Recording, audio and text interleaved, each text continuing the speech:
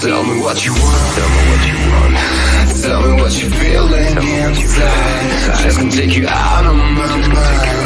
And I gotta wake up without myself tomorrow. Try to confront every wall that you said. Even after you left, all this gap turned out to become sorrow. Tell me what you want. Tell me what you feel inside. Just gonna take you out of my mind. You gotta sit your eyes. Try to confront the skies. Can you feel my outside?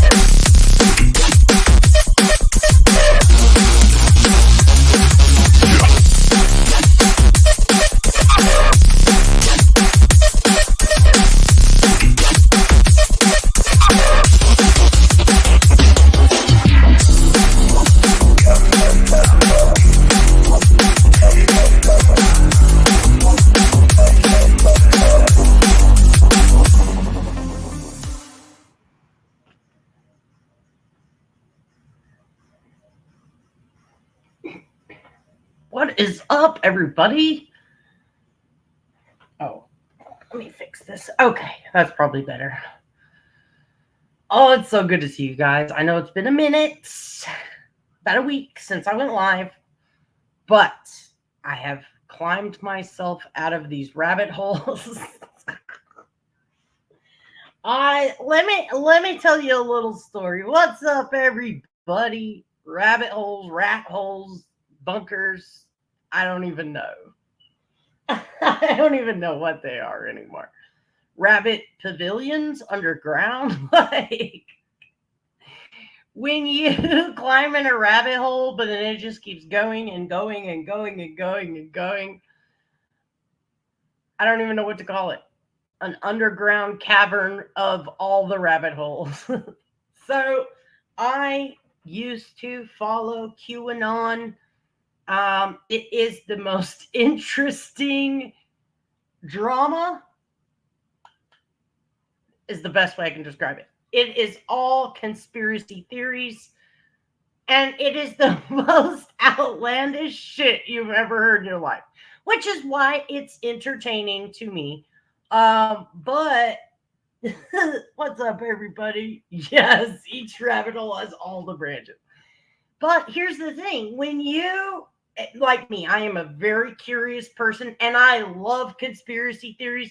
Conspiracy theories have been with us since the founding of America, believe it or not, since before the war that made us America. People coming over were saying the Illuminati was in Germany. There was a plot to take over the United States. As we won the Revolutionary War, the Illuminati from Germany was the biggest threat, right, to our society, and so on and so forth. Any time of economic downturn, any time of global crisis, that's when conspiracy theories blossom. And I got to live through the QAnon, okay? A lot of people don't realize how exciting conspiracy theories can be, but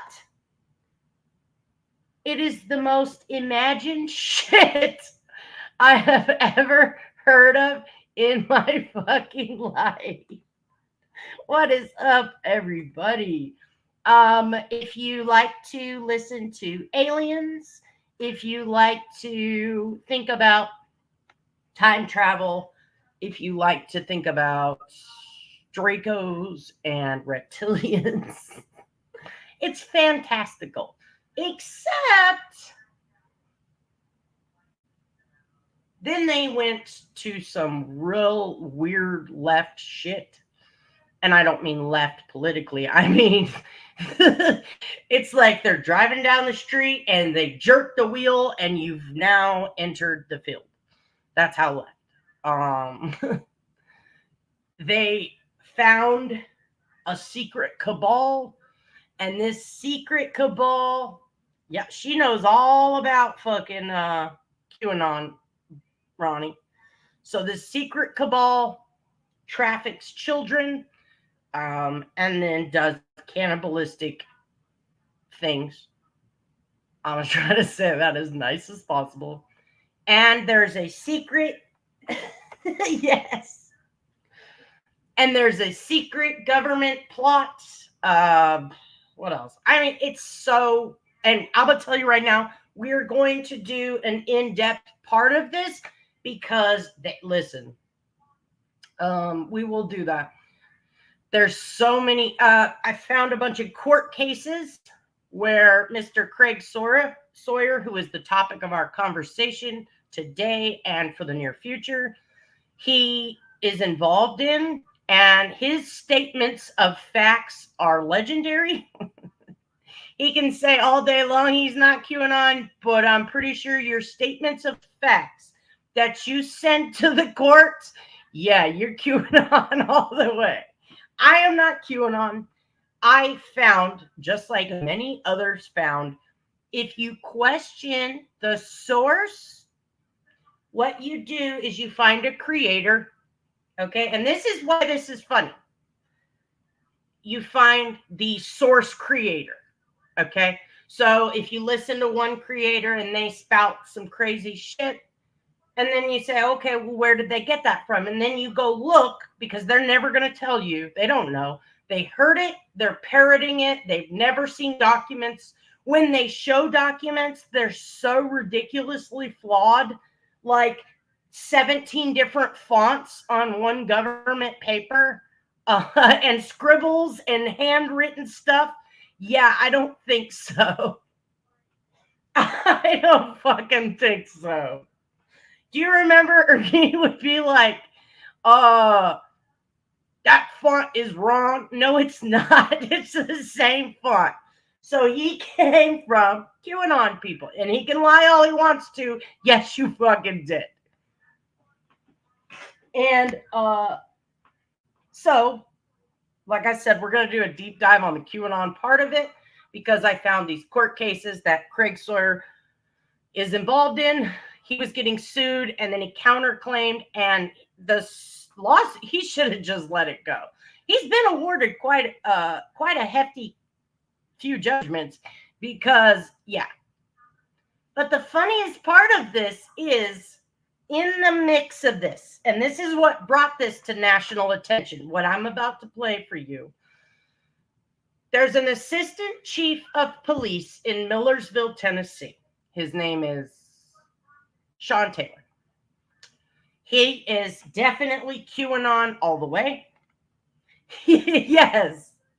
Anytime. And this is why this is so funny. So Sean Taylor, I found so many podcasts. We are going to have so much ridiculous shit.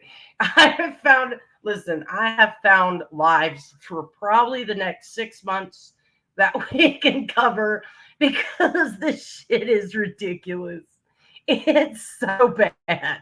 They're not even the cool conspiracies like time travel, like secret government organizations, programs. I mean, by the CIA. I found so much stuff that's legitimate that's not a conspiracy theory.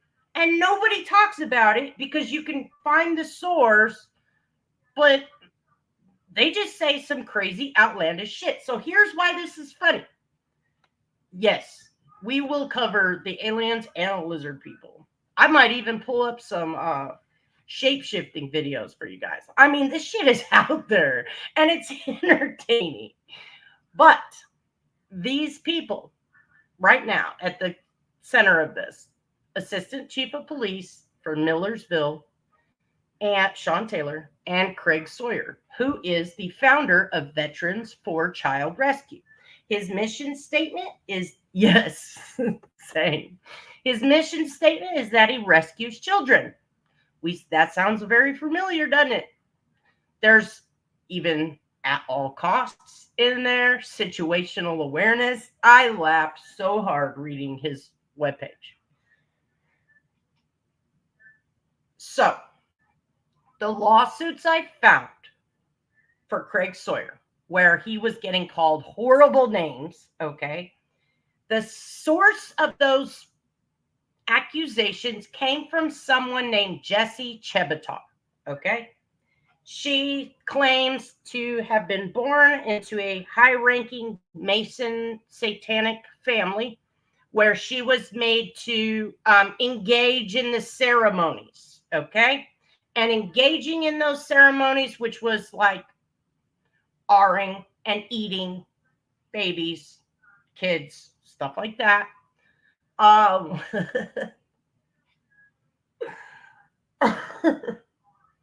Her secret family, they were connected politically and to many people. And we're all the famous people you can think of, just throw their name. What's up, everybody? All the famous people you can think of. Well, Jessie Chebatar names Craig Sawyer as Hillary Clinton's bodyguard. Okay? So Craig Sawyer was Hillary Clinton's bodyguard. And through the things like the Mackinac boat yacht races or whatever the fuck, there were torture sessions where Jessie says Craig was there and doing things. We'll read the court documents soon. So, what's funny is as Craig sits on panel with Assistant Chief of Police Sean Taylor, guess where the source of all of his conspiracy theories come from, including that Al Gore made a snack out of a baby. Jessie Chebatar. So as he sits there and they're buddies, right? All of the conspiracy theories that Sean Taylor talks about all came from Jessie Chebatar. And Jessie Chebatar has called Craig Sawyer the P word, a trafficker, eater of children, all of that. And yes. So I can't resist, people. I am telling you, I've been in all the fucking rabbit holes. I finally had to pull myself out and said, okay, I think I'm ready. Like I said, what's up, everybody? Like I said, this is motherfucking outlandish. It's weird as fuck. None of them are qualified, even though they should be. And what I mean by that is we're going to go over Craig Sawyer, how he started. So I'm going to show you the present situation we're in today, which most of you, yes, I have found Ernie 2.0. I'm going to show you the present mess we're in today. My biggest fear, along with many others, on why. Yeah, same, Kimmykins. Exactly. My biggest concern with Ernie's show was he's collecting money and off, this disinformation campaign of what child trafficking is in the United States. He's painting a picture of what child trafficking is, but it's the wrong picture. And you're throwing money at it. That was a big issue of mine. 2, the disinformation. It's pretty much making a joke out of child trafficking. If you listen to a crazy person, right, and they're like, blah, blah, blah, blah, eating people, satanic cabals, blah, blah, blah, child trafficking, then a normal, logical person would say, okay, well, that person's nuts. Child trafficking's not real, except that it is a huge problem, just not the way they paint it. And that's so they can... I'll snort the red pill. Mm-hmm. So thank you, Sally. I appreciate you so much. So it discredits a actual national problem. It's a global problem, but realistically, someone that's the top of the top, okay? Craig Sawyer says, I was in the Marines, I was in the Navy, I was SEAL Team 6, I was DevGru, which is DEVGRU, which is supposed to be this insanely strict group of people that can do everything, all right? Except, how do you get this so twisted? You're either intentionally creating an organization that helps spread disinformation about child trafficking, or you were never very good as a counterintelligence or anything like that. Like the way he does fact, and he said he was a federal investigator. We'll go over all of it. He's got every fucking thing, okay? Every fucking qualification. He's done everything, including martial arts, boxing. I'm curious if he was a lightning tiger. I'm curious. He was in movies. He was in TV shows. You name it. He's done it. But what he has not done is rescued one fucking child. And I pulled up, because he's a nonprofit. Yes. Yeah. I mean, this is fucking ridiculous. I don't know if Ernie copied him or there's some type of playbook with these people. Not one child has been rescued. Not one. This man, I pulled up because he's a nonprofit. He has to file his taxes and they have to be public. And I can request every year. He incorporated this. Listen, can I be honest? Ernie Shell showed the certificate of human trafficking. So technically, I think Ernie is more qualified than Craig Sawyer.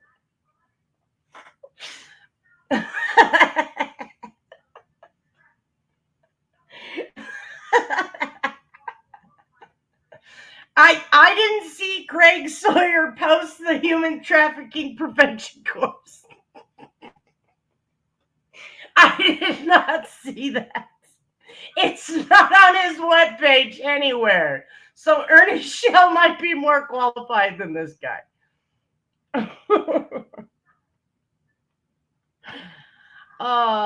But this guy collects more than most years, or just under $500,000 in donations. For 7 years, he's been incorporated, 501c3 tax-exempt organization, April 2017, and he has collected yes, Contraland. We are going to go over that too. That is the most disinformation documentary I have seen. Again, it paints a picture of child trafficking that is not, it's real because everything is real, right? But is it probable? And can it be tracked? Can it be followed? Can we get source? We have federal agencies. Yep. We have federal agencies that investigate human trafficking and child trafficking. But it's not. Can it be smuggling people across the border? Yes. But they don't even know they're being trafficked until it's too late. Human smuggling, the way they paint this picture that there's plane loads and boat loads or bus loads of kids, they might be in a tunnel, they might be in a bunker. That's just simply not child trafficking in the United States. Human trafficking is a separate issue. Child trafficking, I want to say, makes up about 27%, which it's kind of hard to get a real number. But child trafficking makes up about 27% of human trafficking in the United States. The commercial sex trade doesn't always mean human trafficking. Labor trafficking is the highest. And then there's offshoots, which child trafficking is an offshoot of human trafficking. So we're going to get the boring shit out of the way, which is why it's important to stop using inflated statistics, stop using disinformation to get donations, and then I'm going to show you legally how fucked every single operation Craig Sawyer's ever had a hand in after what he did in Millersville. So I've done a shit ton of research, but what brought this to my attention actually was Charlotte's webbing. This is her fault. She tagged me in a video from Phil Williams at NC5 in Nashville. What's up, ASAPs? Go to the police, not your fan club. So, Charlotte's webbing, absolutely. Tagged me in a video. And I looked, and yeah. Oh my God. Oh my fucking God. All right, so let me quickly go over. This is an article by the National Institute of Health, and I'll drop it in the chat. All right, and what this says is, if you scroll down, so misinformation is not knowingly spreading wrong information, but disinformation is knowingly lying, knowingly spreading false information. And what it does, disinformation has endangered the most vulnerable communities within our world. The anti-trafficking movement in particular has been adversely impacted by disinformation tactics advanced through the QAnon campaign. Now, what they mean is, if I paint you a picture, here's what I need to do. You need me. I'm a Navy SEAL, I'm going to dress up in my Navy SEAL outfit, and I'm going to go roll around in the desert because that's where the human trafficking is. I'm going to rescue some kids. Now, I can't show you the proof because it's illegal to post kids' pictures that have been trafficked, right? But I can assure you that me and my organization, we're going to rescue the kids. I've got to be out in the border. I've got to patrol the border. And as soon as I see a kid, I'm going to detain them, go through their things, and then I'm going to get a hold of border control. Yeah, no. Or I'm a Navy SEAL. I'm going to tell you that there's 1,000 kids in a bunker in Nashville. And only I, not law enforcement, only me, I can solve the problem. I have an elite commando team. We're special ops. We're SEAL team 12. I don't even know. Got it? That's what they're doing. It's military cosplay. And I'm not saying this man was not in the military. I do believe he was. It looks like he was. But yeah, exactly. Exactly. Yes. So I'm glad you brought that up. Here's the deal. This is 15 minutes from Hendersonville.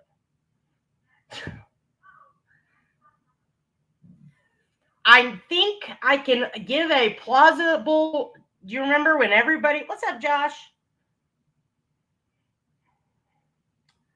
Do you remember when everybody got mad that Chris did not call municipal PD? He called the sheriff's office. I think I know why. There's comments all over people's page since I've been covering this and looking at everything that say everybody knows Millersville PD has been corrupt. So it's not just Millersville problem. A bunch of these small communities around Nashville are in serious trouble. So I think I know why Chris Proudfoot called the sheriff's office. Not to mention, it's closer. It makes more sense. But everybody got mad that he didn't call 911. Thank God he didn't call 911. Because there's some serious issues going on in Tennessee with municipal police departments. What do you mean, Sally? Narrow down that question. So, this article that I dropped in the chat, and you guys can read this as much as you want, but the rise of QAnon, and this kind of goes over QAnon and kind of what that's about, and we'll use this article in the next couple days.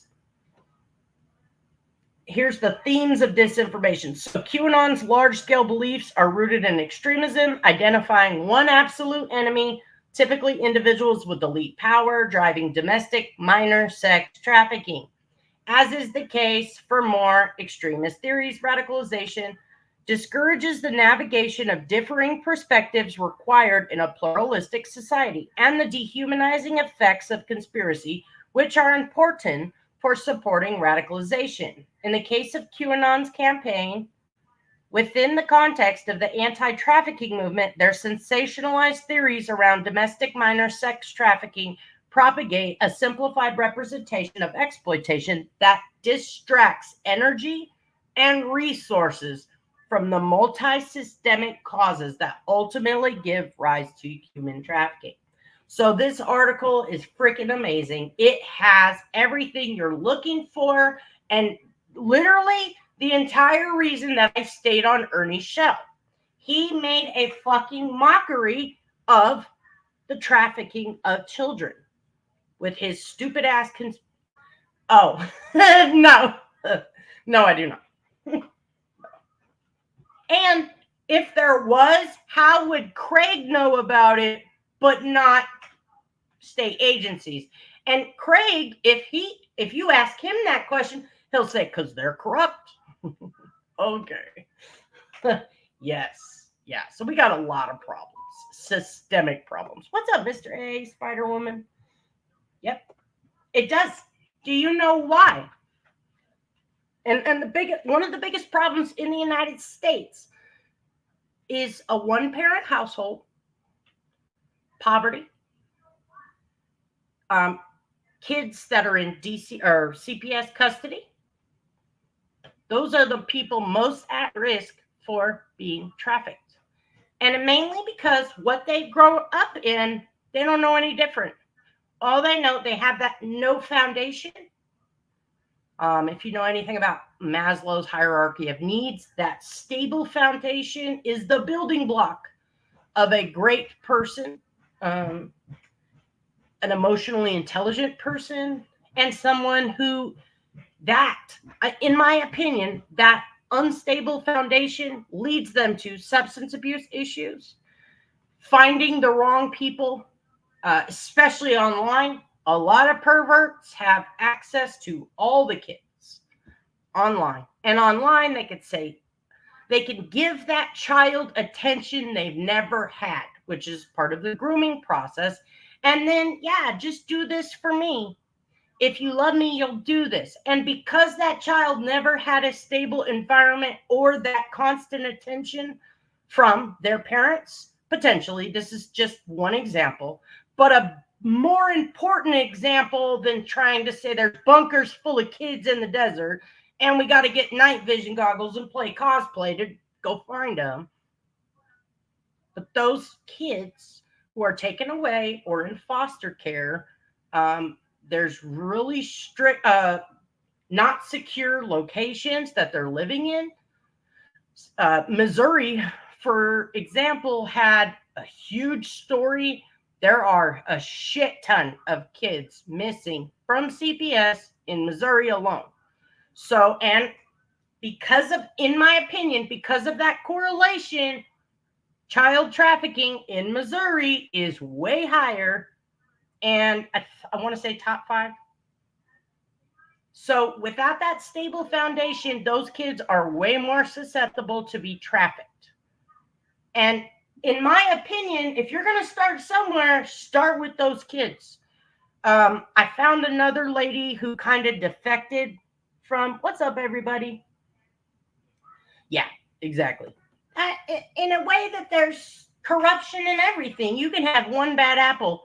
Doesn't mean the organization is flawed. That's why we have checks and balances. That's why we have a system that if one thing kind of fucks up, there should be another one to correct it. And like, for instance, law enforcement, you got the police, then you got the state, then you got the FBI or the DOJ. So it is. And sometimes it takes a while, and that's what we're going to look at here. Yeah. Yep. You are correct.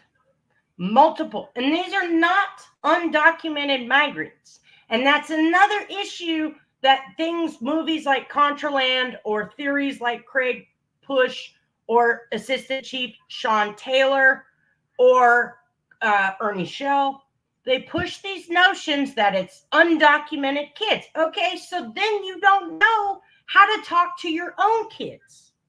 Go through your own kids' devices. Go through these, and there's government programs. National Center for Missing and Exploited Children is one program that does free training for parents, free courses for parents, grandparents, whatever, the concerned citizen, to help prevent real human trafficking victims, child trafficking victims. It's never too late to learn. But that is the awareness that needs to be pushed, not send me your money, my organization, we're going to rescue the kids, and I'm dressed as a soldier. That's not okay. You took an oath to defend the Constitution. How in the fuck are you going to grift off kids? So another lie that Craig perpetrates is that one pedophile will hurt 70 children in their lifetime. Yeah, exactly. Binge watch your kids. We need to make that a t-shirt. Binge watch your kids. I fucking love that shit. So another myth we're going to bust. Nearly 70%, so 100% of all the child sex offenders is the total. 70% of that 100% Those sex offenders will have between 1 and 9 victims. Now, another 20% of the 100% whole will have 10 to 40 victims. And then a 10% portion of the 100% serial child molesters, they can have an average of as many as 400 victims in his lifetime. He will say every pedophile will hurt 70 victims. He bases all of his numbers off of that, and it's wrong. And he also touts the National Center for Missing and Exploited Children statistics and some other guy. I haven't even tracked the other guy's shit down. So, National Center for Missing and Exploited Statistics on real child trafficking. 2023 child sex trafficking reports. NCMEC received over 18,400 reports of child sex trafficking from all 50 states, Washington, D.C., and Puerto Rico. Of the 28,800 children reported missing to NCMEC in 2023, 1 in 6 were likely victims of child sex trafficking. 2023 Cyber Tip Line reports they received 36.2 million reports of suspected child sexual exploitation online in 23. Now, 2023 training. NCMEC provided 42,761 instances of training to child serving professionals in 2023. Again, they do a free course on National Center for Missing and Exploited Children. Missingkids.org is their website.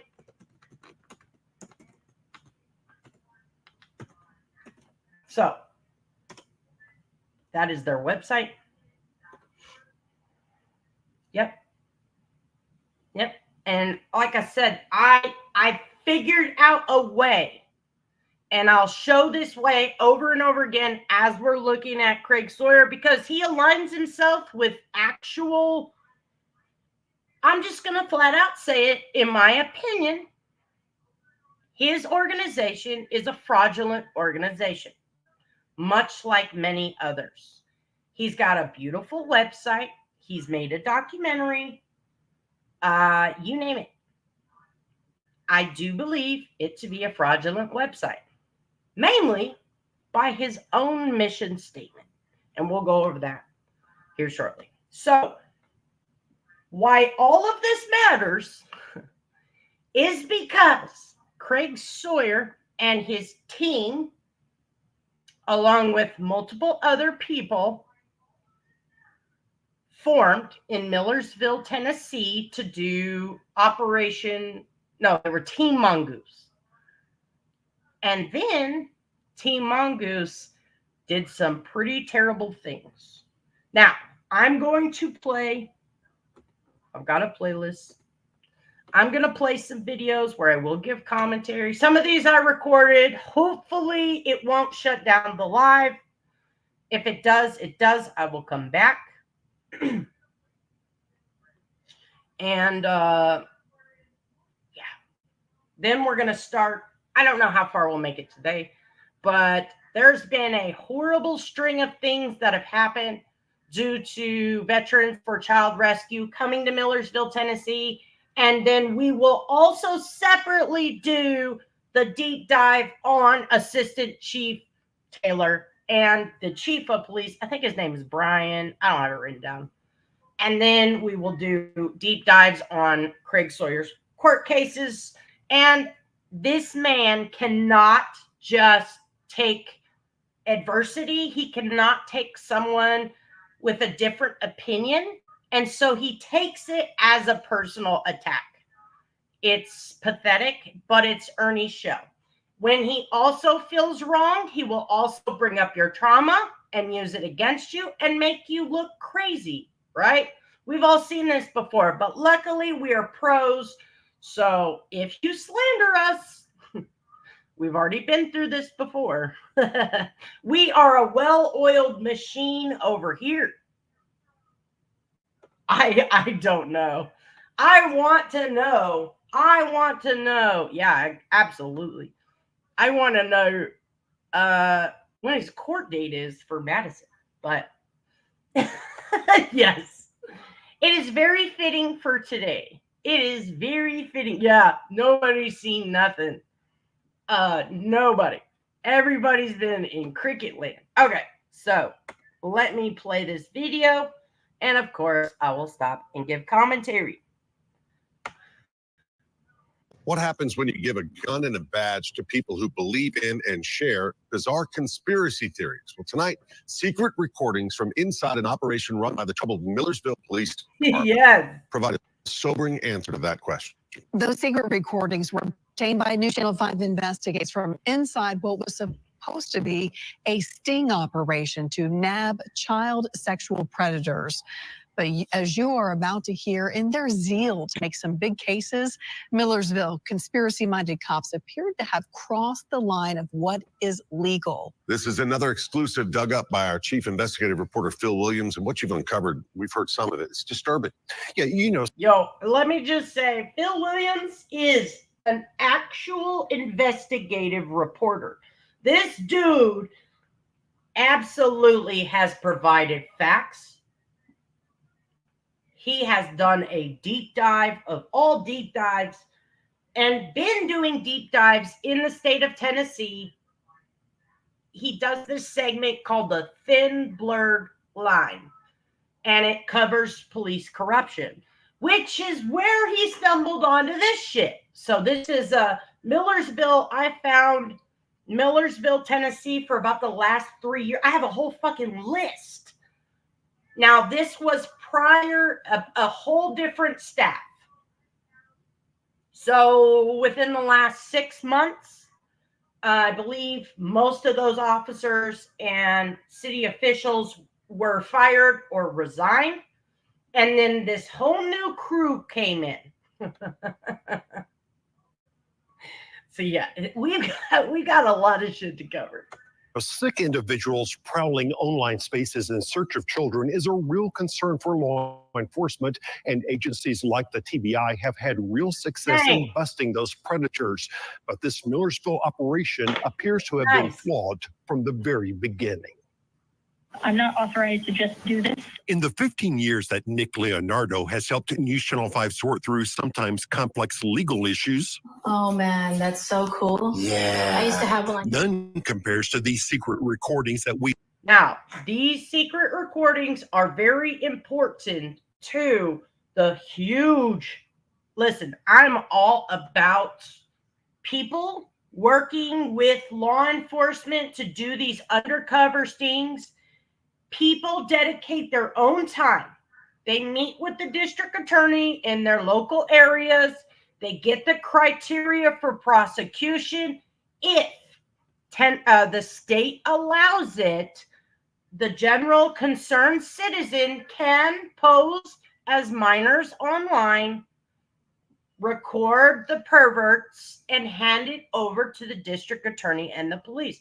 I support that wholeheartedly, as long as it will not violate any laws. We have to operate by the laws. But this police department chose not to.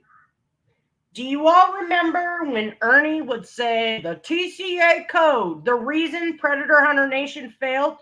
Ernie blamed on the TCA code, because in the state of Tennessee, you must be law enforcement, a post certified, which is an acronym that means you got the qualifications, the training, the hours, all that, to be a certified police officer.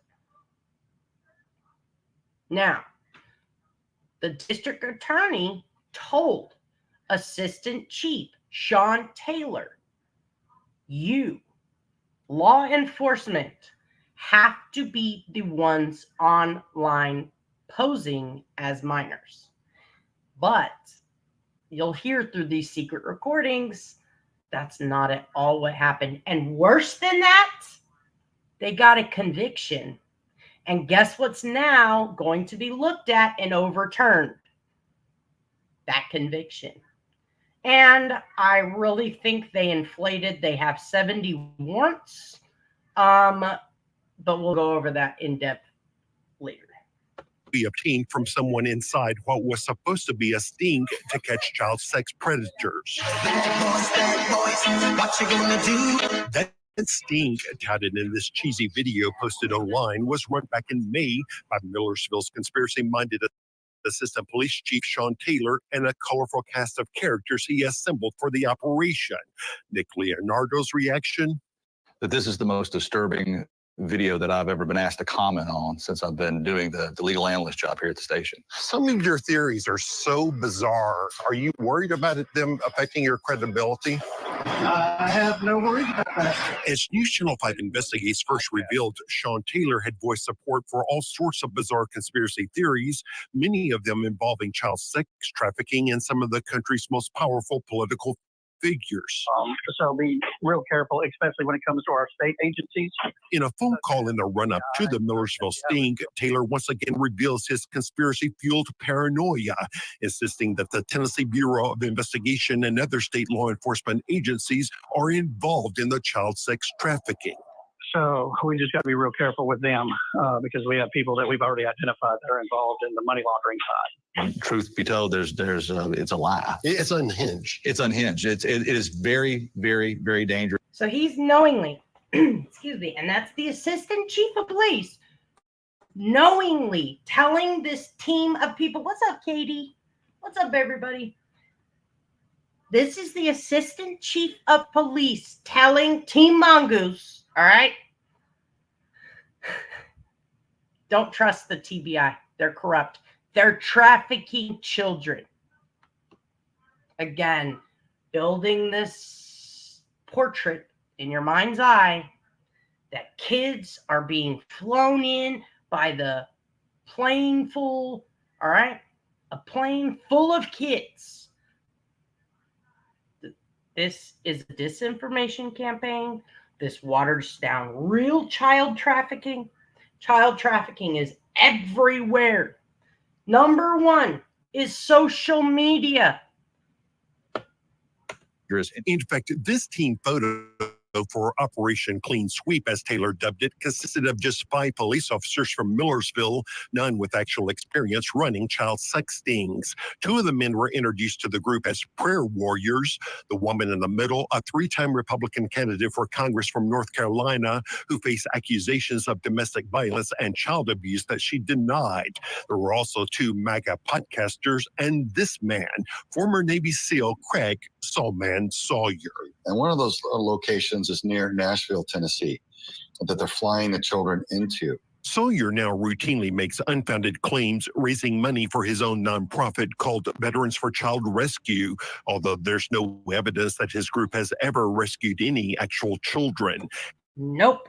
And we're going to go over that in depth. Like, I legitimately have every damn thing this man has ever stuck his hand in. And now that I have all the background, well, I don't know if I have all the court cases. I'm looking for one more court case that I know of. He's got some co-defendants, so I should be able to find it. And now I'm going through Rumble looking for podcasts. He's got Instagram. I mean, you fucking name it. It is everywhere. What's up, Ash? This guy, Craig Sawyer, in my opinion, is defrauding all of his donors to the tune of $500,000 a year. This is Ernie Shell on fucking steroids. And now has, well, violated the law. You heard Assistant Chief Taylor says this has to be law enforcement pushing the buttons, which is not at all what happened. And here behind closed doors, Sawyer talks about his own bizarre hopes for his work with Sean Taylor. To start whacking some, not to make it political, but whole leftist, corrupt, pedophile, this evil thing that's taken over Nashville.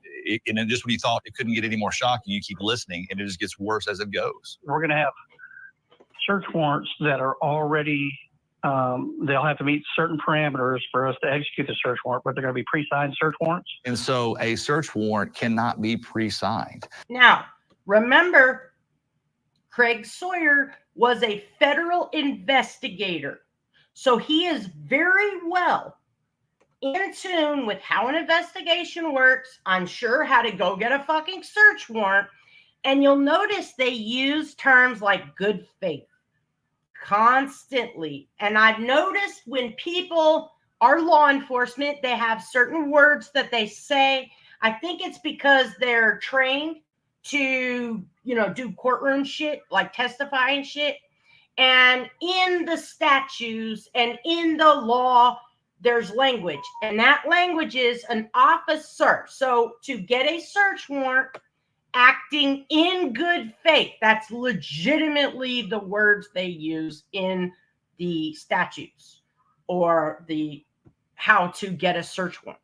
Because that officer testifying in front of that judge saying, I have information that this crime is being committed. I know in good faith that if I search this residence, I will uncover the potential missing pieces that I have or that I need to get a prosecution in this very real crime. And you have to swear in front of a judge that you're acting in good faith.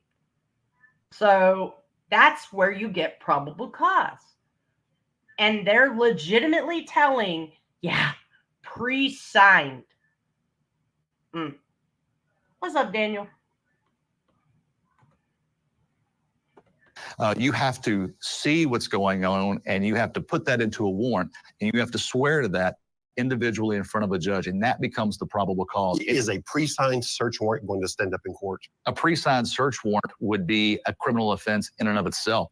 In the recordings, a member of Sawyer's team reveals a deal with Sean Taylor where Millersville PD would seize data from any suspects and share that data with Sawyer's group, people who are not sworn law enforcement officers. They're going to dump their phones when they've agreed to give us their contact lists off their phones. But there's no reason whatsoever. Now, Forrest Seeley, which is the man that you just saw, is part. He's like, I can't remember which, it's in his tax records, but he is part of Veterans for Child Rescue. He's like number 2. That any kind of evidence, electronic data that's seized from any kind of device pursuant to a valid search warrant should ever be in the hands of a private individual. In our case, you literally create a profile and within 10 seconds, it's flooded with predators saying, hey, baby, blah, blah, blah, blah, blah. And the video shows it was members of Craig Sawyer's team actually doing the chatting, posing online as a 12-year-old girl. But listen to what Sean Taylor says he was told about how it had to be done to make it legal. So we just talked to our DA.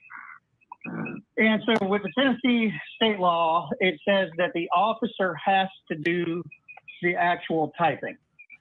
That with our law, it says that it has to be a law enforcement officer posing as a minor. Clearly, it needs to be a post-certified sworn law enforcement officer on the other side of that computer tapping those keys. They needed videos of them, Yes. law enforcement chatting.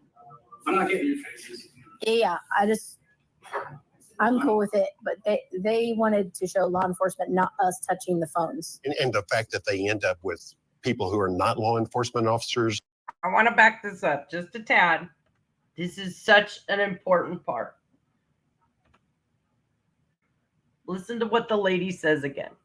An officer on the other side of that computer tapping those keys. They needed videos of them, law enforcement chatting. I'm not getting your faces. Yeah, I'm cool with it, but they wanted to show law enforcement, not us touching the phones. Okay, I believe this to be Kim Kelly, and we'll show who that is. She was a member of Veterans for Child Rescue, and what I'm guessing is, well, what I know to be true is she is the source of many of these videos. They were recording the entire time. It's not like this lady intentionally was recording.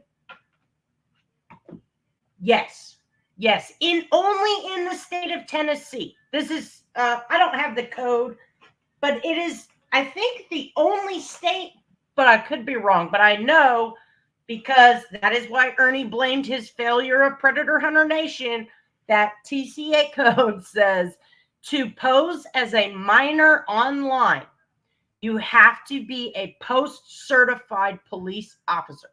And POST is an acronym, which just means that you have the credentials, the training, all of those things.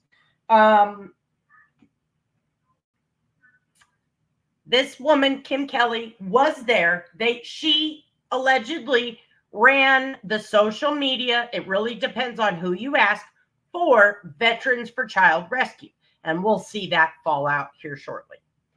What happened was she was just there. She's typically a decoy person in these investigations with law enforcement, and they pose as minors online. So there's many jurisdictions that these private groups can pose as minors. I think we see OPP, Predator Catchers, Indianapolis, Alex, I don't remember what that kid's channel is, Southeast Predator Catchers, Southeast Texas or whatever. Many of these people. And they actually do hand their shit over to law enforcement. They know to contact the DA before they even step foot there, because each DA, sometimes the DA wants your whole phone. Sometimes, so to get actual convictions, they follow the law. And if the jurisdiction won't prosecute, they're not going to travel there. They're not going to hand it over. They're not going to bother with it. And they move along, because this happened left and right. As soon as you put an ad online, you get hundreds of hits. I've never done it, but you've heard that from anyone who's ever done this online posing as a minor. This is Kim Kelly making sure everybody's on the same page, that the film crew does not get the faces of the people doing the posing as a minor, because the assistant chief police said it has to be law enforcement pushing the buttons. This is a huge part of why I do believe the one conviction they had out of this will be overturned. And every single, if they even had one other warrant, it will be thrown out. The fact that they end up with people who are not law enforcement officers tapping the keys, those cases are in trouble. Those cases are in serious, serious trouble. The recording showed the plan was to try to lure the predators to the Shell station here in Robertson County, because the officers thought the prosecutor in this district would be more likely to work with them on their cases. Yeah. This is one of the detectives from that sting who's talking. Mayor there is best friend with the district attorney in Robertson County. They went to high school together. So he said, let's put this here so I can talk to him, and we lock everything in. So he won't stand for nothing, and they all hate pedophiles. This is so fucked up and dangerous. I am shocked. I'm actually shocked that not only is this a fucking police officer and a assistant chief of police knowingly violating the law, and they don't care, because they need a conviction for clout, for their organization, for their narrative. They need to show child sex trafficking. It's more important to be able to jump on a podcast, and y'all will fucking see in the next coming days. If you're doing an investigation, should you name the people you're investigating? Isn't that like, not? I've heard police officers, every time I ask a police officer a question, they'll be like, I can't answer that. This is an ongoing investigation, right? Oh, no, not these people. They spill all the fucking beans because it's not real. And anyone who swore an oath to defend the Constitution, right, also taking part in this for clout for their organization to get arrests, which I am going to show you today the arrests that they boast they have. What's up, Night Out? What's up, everybody? Yes, absolutely. He's lying about his conviction rate, and I can prove it. I took the time to go through each name and search it. Yeah, he's lying. And when they did get one suspect who had bicycled up I-65 from Nashville thinking he was going to have sex with a 12-year-old girl, Millersville police took the man into... All right, let me back this up. This is fucked up, okay? You know, we all know we have what's called Miranda, which is the right to remain silent, right? So law enforcement, when you get arrested and you're like, no, I don't want to talk. What happens? You get taken to the jail and you get processed. They cannot talk to you afterwards, right? That's not what happened here. So remember, their sting house was outside of their jurisdiction, okay? It was in a fire hall. And then they were also trying to set up stings and arrest them in other jurisdictions so they could deal with their best friend, this guy's best friend, who he went to high school with a prosecutor in another town. Okay. Sumner County covers like 8 counties. I'm sorry, 8 cities. Hendersonville, Millersville. There's several more. This is the most insane thing I've ever heard in my life. But this part right here, this is probably the worst. Pedophiles. And when they did get one suspect who had bicycled up I-65 from Nashville thinking he was going to have sex with a 12-year-old girl, Millersville police took the man into custody. They said he was peddling like a son of a bitch. And the recording showed the suspect was brought here to this fire station. He didn't want to talk to police, so they turned him over to Craig Sawyer's film crew. I just walked out. The also camera crew went in and just started asking him questions. He just gave everything up. The camera crew went in? Yeah. Is that? That's fine. We didn't prompt him. We didn't prompt him to ask any questions. We didn't have him do anything. It was unsolicited, and he just started what we call spontaneous utterance. Just laying it out there. I mean, hands down, the confession is not coming in for a host of different reasons, because you have a private third party doing the interrogation and sitting here and filming it. That's not coming into evidence. It's just not. This guy could walk. Probably would. He certainly would walk. Certainly would walk based on the facts that we're going over here. I don't see how this prosecution could stick. Still, the suspect was booked into the Robertson County Jail, which the detective grimly hints could be his last stop. Probably, honestly, I wouldn't doubt he gets come up missing in the jail. Yeah, I agree. I would like that. That's a Robertson County thing. If you put up Robertson, Murray, Hickman, Monroe, and Giles, you're not coming out of the jail. What does that mean? What does that mean? What does he know that the rest of us do not?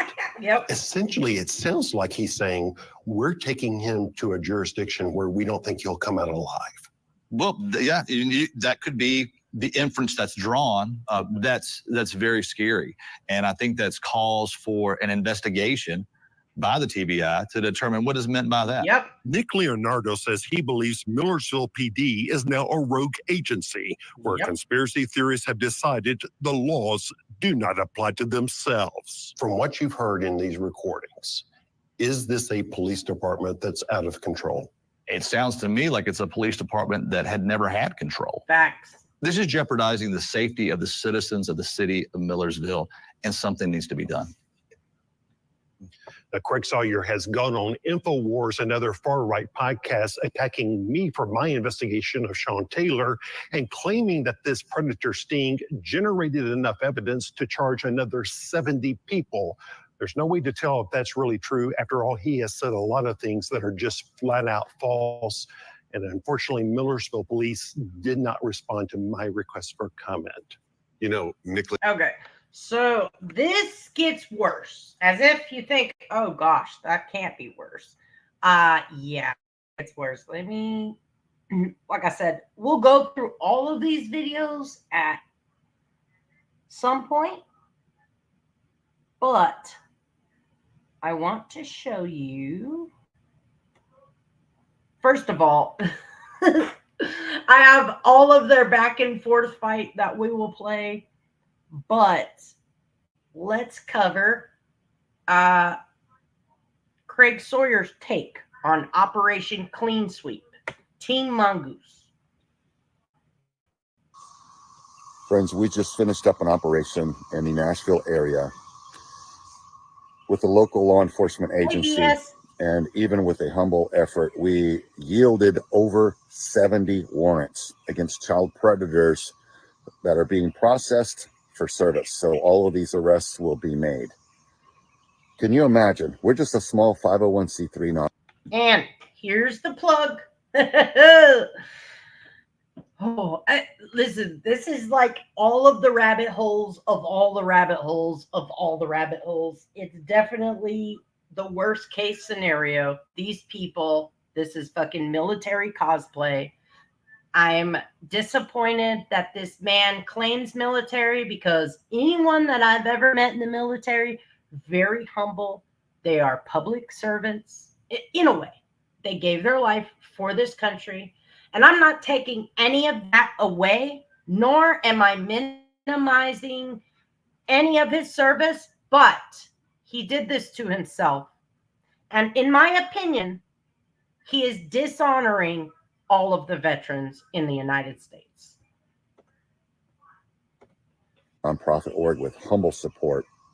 Can you imagine if our federal government put its full weight behind defending the children like it does on so many other things?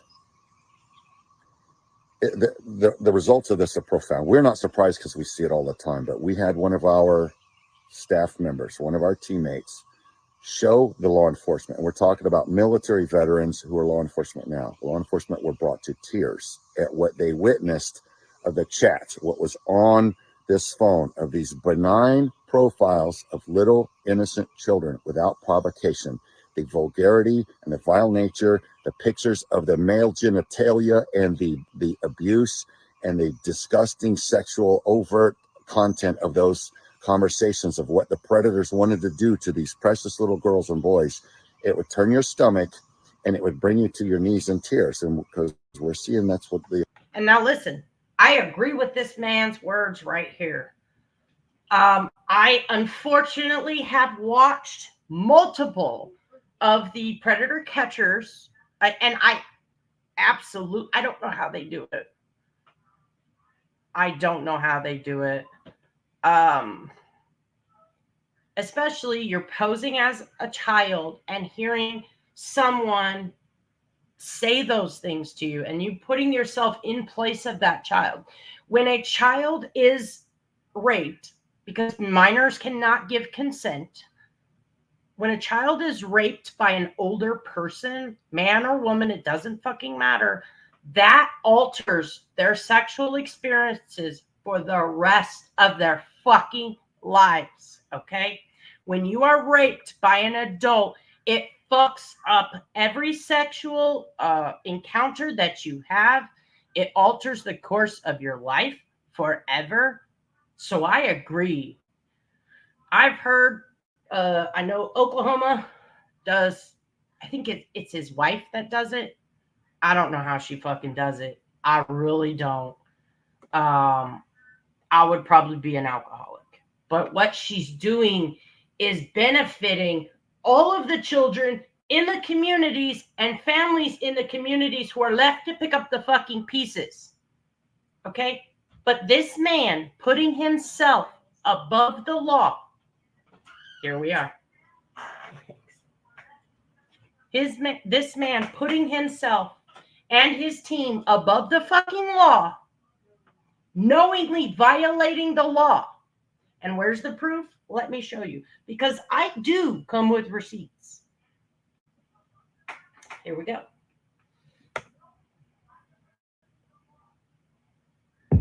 I don't want to hide from them anymore. And of What course, do we do?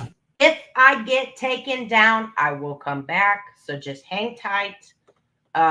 It might catch me for copyright, but if that happens, I'll just read you the transcripts of some of these videos because we're going to do more of we're going to start at the beginning once I show you what the current problem is.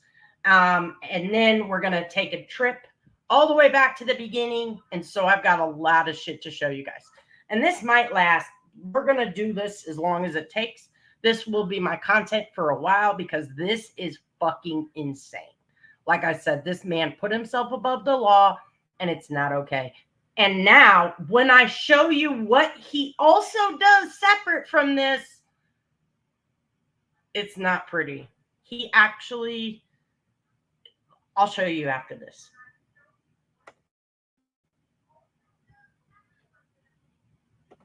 Whoops, it's muted. My bad. Let me get this link to drop in the chat. Most of you guys have probably seen this. I actually seen, like I said, Charlotte's Webbing tagged me in this. Thank you, because this is insanity. Tonight, an explosive new development that could bring new trouble for the already troubled Millersville Police Department. Good evening, everyone. I'm Rory Johnston. And I'm Hunter Hoagland. A key player in a child predator sting out of Millersville says the lead detective on that operation lied under oath. Our chief investigator, reporter Phil Williams, has uncovered the latest development. Phil, what'd you find out? Well, what we discovered is not just this one woman's word. All of these questions stem from secret recordings that we obtained from that child predator sting back in May. Recordings that we discovered that do not match the detective's sworn testimony in this case. All right, on the record matter of State of Tennessee versus Henry Dean Jordan. Here in Robertson County, a police detective raises his right hand and takes the oath. Swear affirm testimony I'm about to give is the truth, the whole truth, nothing but the truth, so help you God. Yes, sir. That witness, Millersville Detective Todd Doris, took the stand testifying about his role in a sex predator sting. Authorities say this man, Henry Dean Jordan, hit up an online profile created for the sting, then bicycled up I-65 from Nashville thinking he was going to have sex with a 12-year-old girl. State law makes it illegal to solicit sex from a minor or a law. Now, this guy should be in jail right now. In fact, he is in jail right now. Okay, Susie. And yes, hugs, Chica. I'm sorry. If this gets hard for anybody, you know, make sure you take care of your mental health first. But because of what most people have gone through, this is why people can easily grift.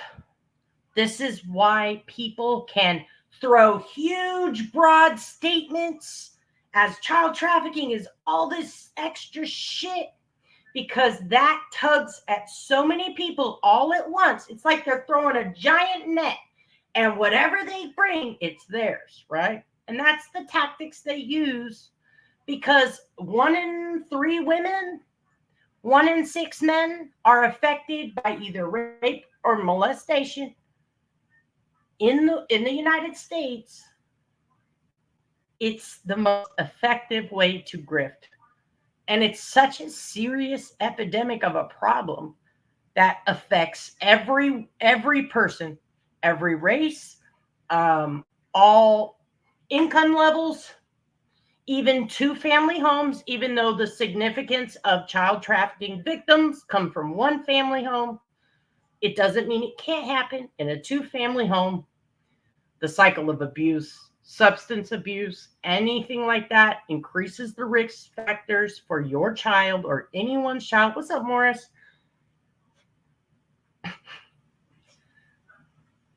I'm sure one of y'all took care of that, right? These people are dumb. Anyways, but what they did here was they let a person who's a sick individual, they're gonna walk now. This conviction will be overturned, and because he's emboldened, he might actually get his hands on a fucking child. Is that what they wanted? Because that's what they got. And now every investigation that Craig Sawyer has been a part of, or Kim Kelly, or any Forrest Seeley, any of the team members of Veterans for Child Rescue needs to be thrown out because of their actions. So all these arrests that this man claims, we now have legitimate proof that he's willing to put his clout and his foundation and the want for donations over law and order in this country.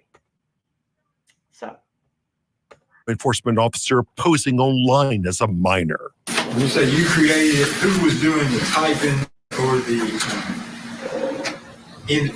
in the app? Who was putting the information into the app? That was.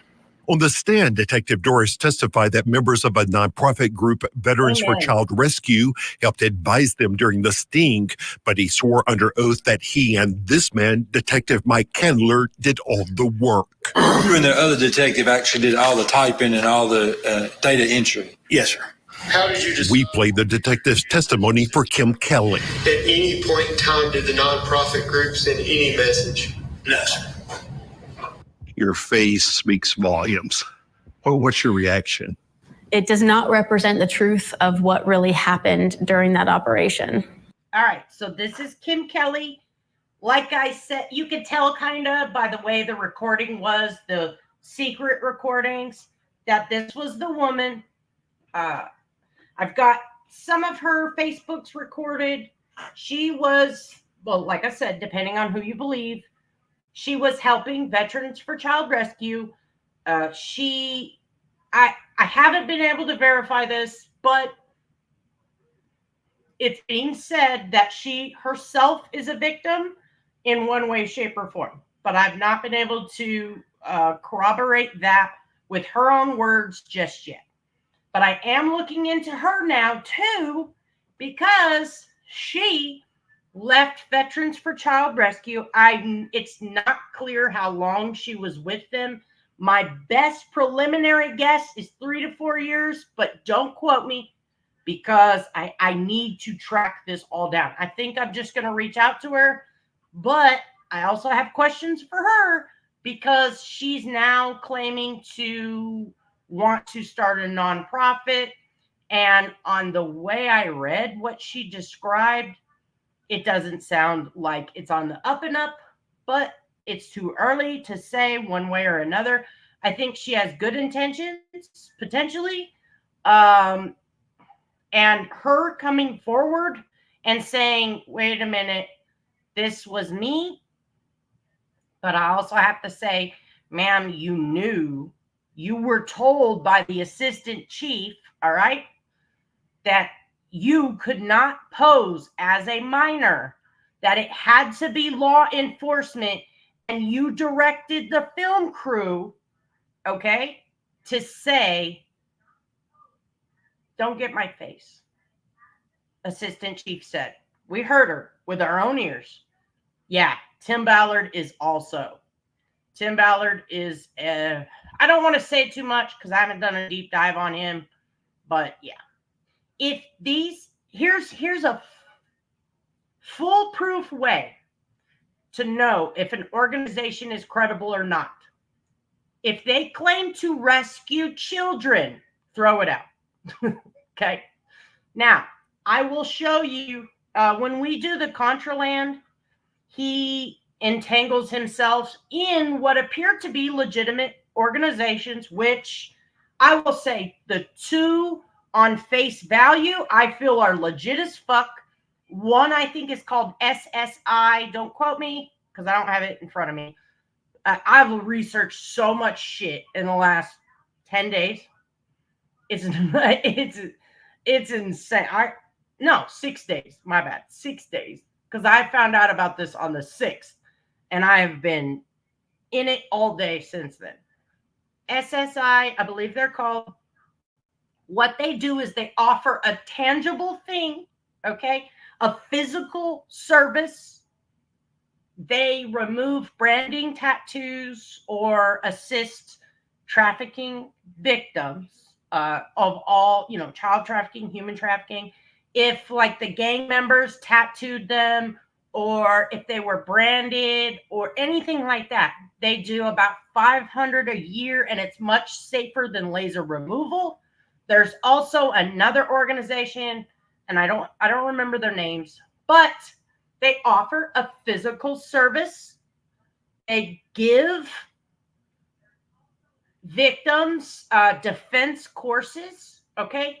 And they also teach martial arts. So they're able to sustain themselves by selling a product, but also donate their resources to kids or adults or families so they can protect themselves.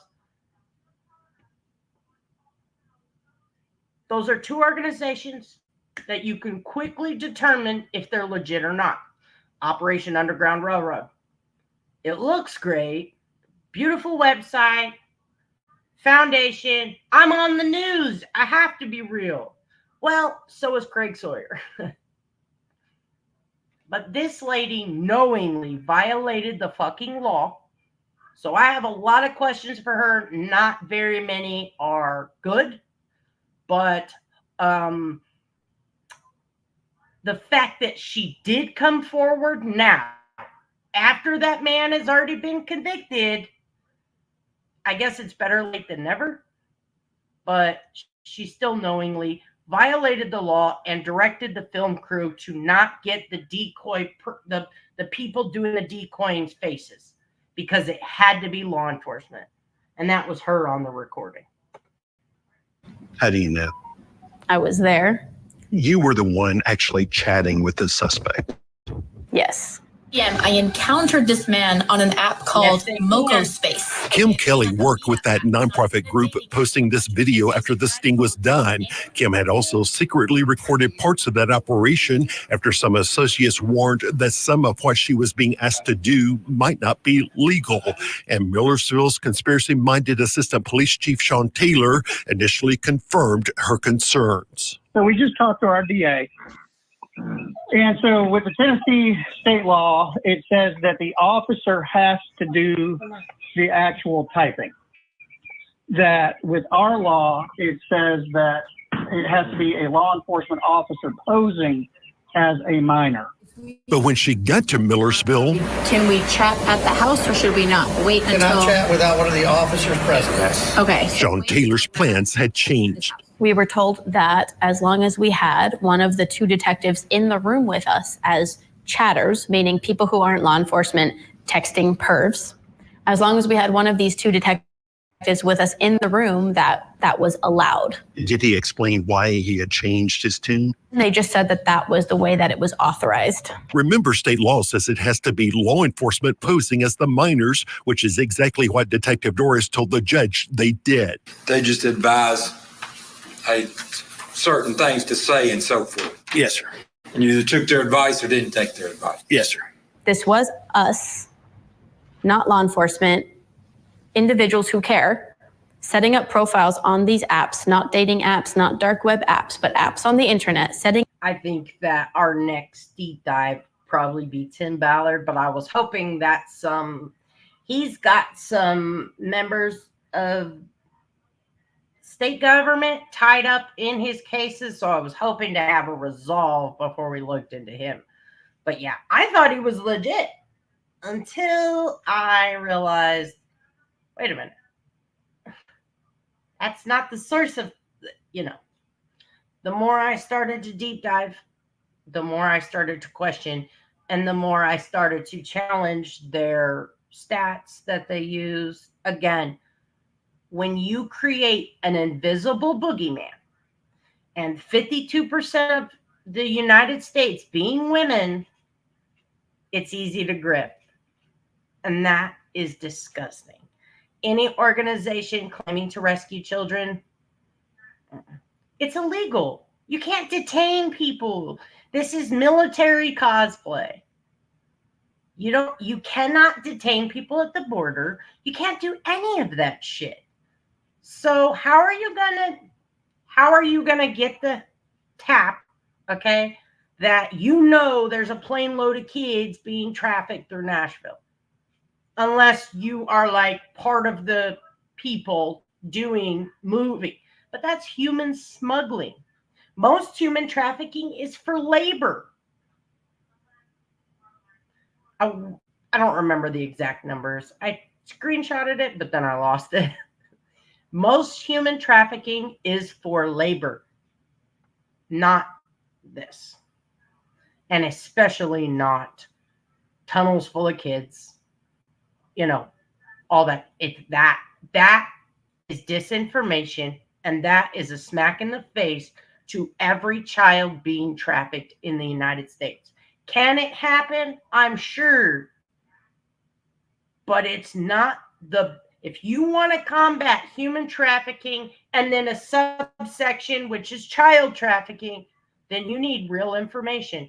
And we already have the government who funds multiple NGOs to do this, to spread awareness.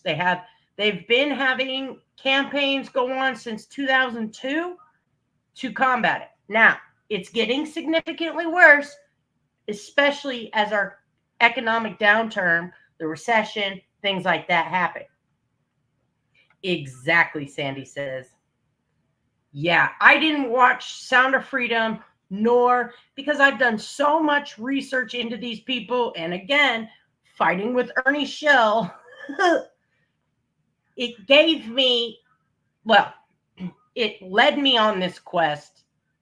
And I'm glad it did, because now I can understand we've got bigger problems than Ernie Shell. And they're huge organizations. This guy, Craig, gets $500,000 a year in donations. His salary is anywhere between $98,000 to $112,000 a year that he pays himself. Setting up a profile as a child and just being inundated with predators flooding our inboxes. I mean, like, I need to know what you'll need so I can work up to that. You know what I mean? Yes. As much as you can. And Kim's video confirms her story that she and her fellow volunteers were doing the chatting. Oof, yes, you can get my number. Yes. And while the detectives were there for advice, Kim says the chatters were pretty much on their own. Were the officers watching over your shoulder, supervising what you were typing? But no, they weren't standing over our shoulder or assisting us. But remember, Detective Todd Doris told the court under oath that the detectives did everything, including picking the AI-generated profile pic for what was supposed to be a 12-year-old girl. And was that picture suggested by the veteran group, nonprofit group? No, I actually picked that one out myself. It's a picture of me using a filter to make it look like a child. In truth, Kim says the detective had nothing to do with any of that. Did Detective Doris create the account? No, Did he pick the profile pic? no, Did he ever send any of the messages to the suspect? no, So everything you heard there was a lie. yes. They saw that guy at the gas station, but they didn't have sirens to arrest him. But that wasn't the only red flag. In at least one case, they had a potential predator who had driven to the area that they just lost. Oops. Now remember, let's cover all the problems one more time. So they said they wanted to do the arrest in another county because this detective who perjured himself, you just heard him, they call him Mater, kind of from that kids movie. We all know the visual representation of Mater, not the brightest, nice guy, I'm sure, but willing to be the fall guy for this perjury investigation because he took the stand and said, yep, it was me who posed as the minor. That was a lie.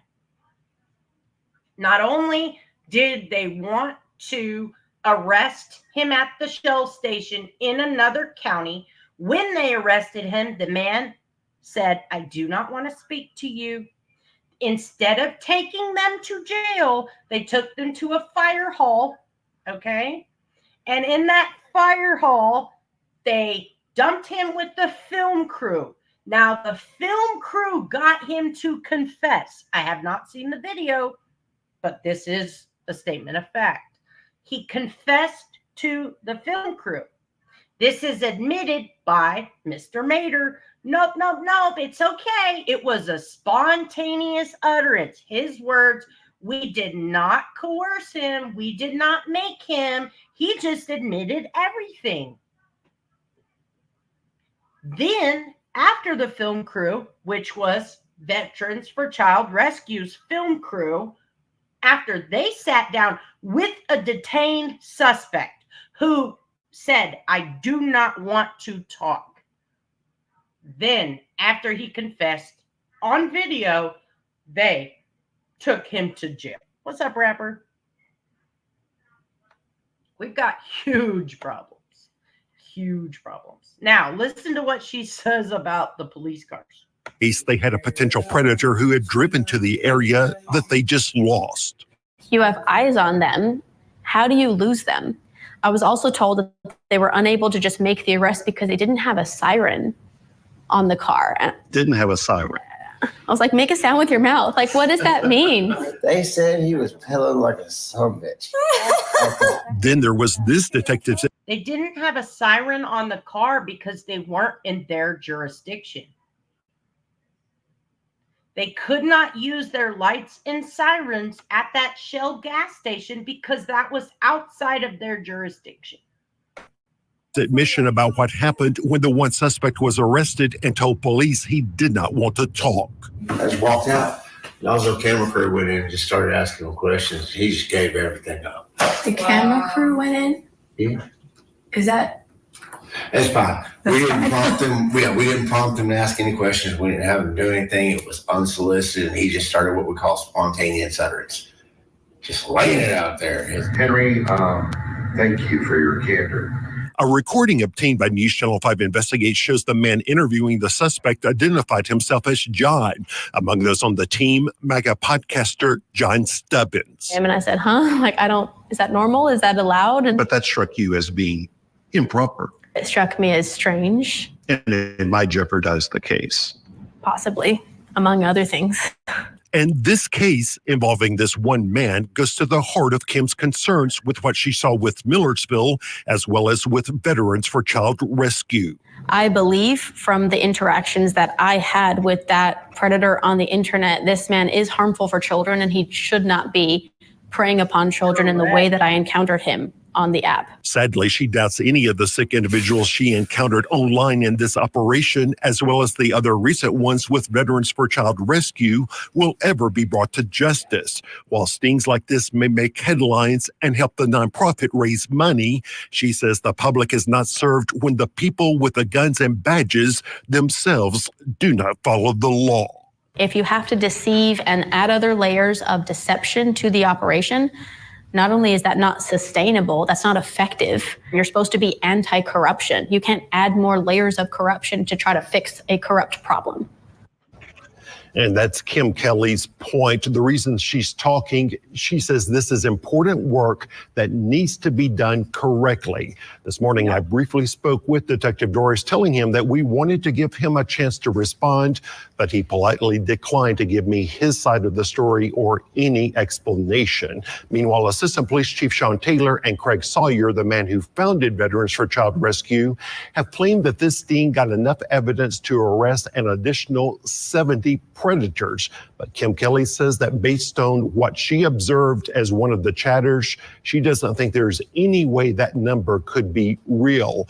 Of course, our investigation is continuing. Rory?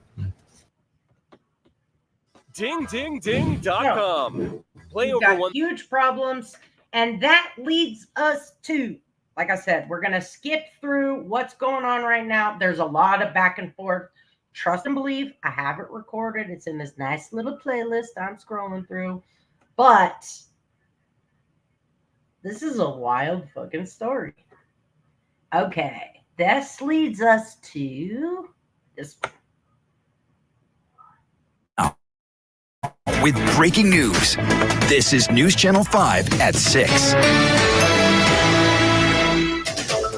Our coverage of the breaking news, the TBI raid on the Millersville Police Department continues now at 6. And good evening to you. I'm Carrie Sharp. I'm Rory Johnston. After months of questions raised by News Channel 5. This was September 5th, so just about 7 days ago, a week ago today. Investigates. The TBI descended upon the Millersville Police Department, as well as the home of that department's conspiracy-minded Assistant Chief, Sean Taylor.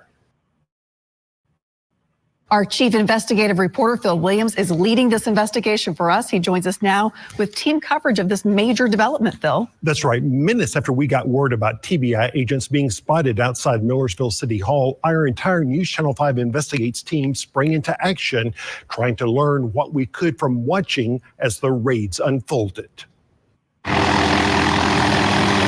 Taking to the air in Sky 5 for a bird's eye view of the Millersville Police Department. And here on the ground, we watched as TBI agents executed a search warrant issued by a local judge.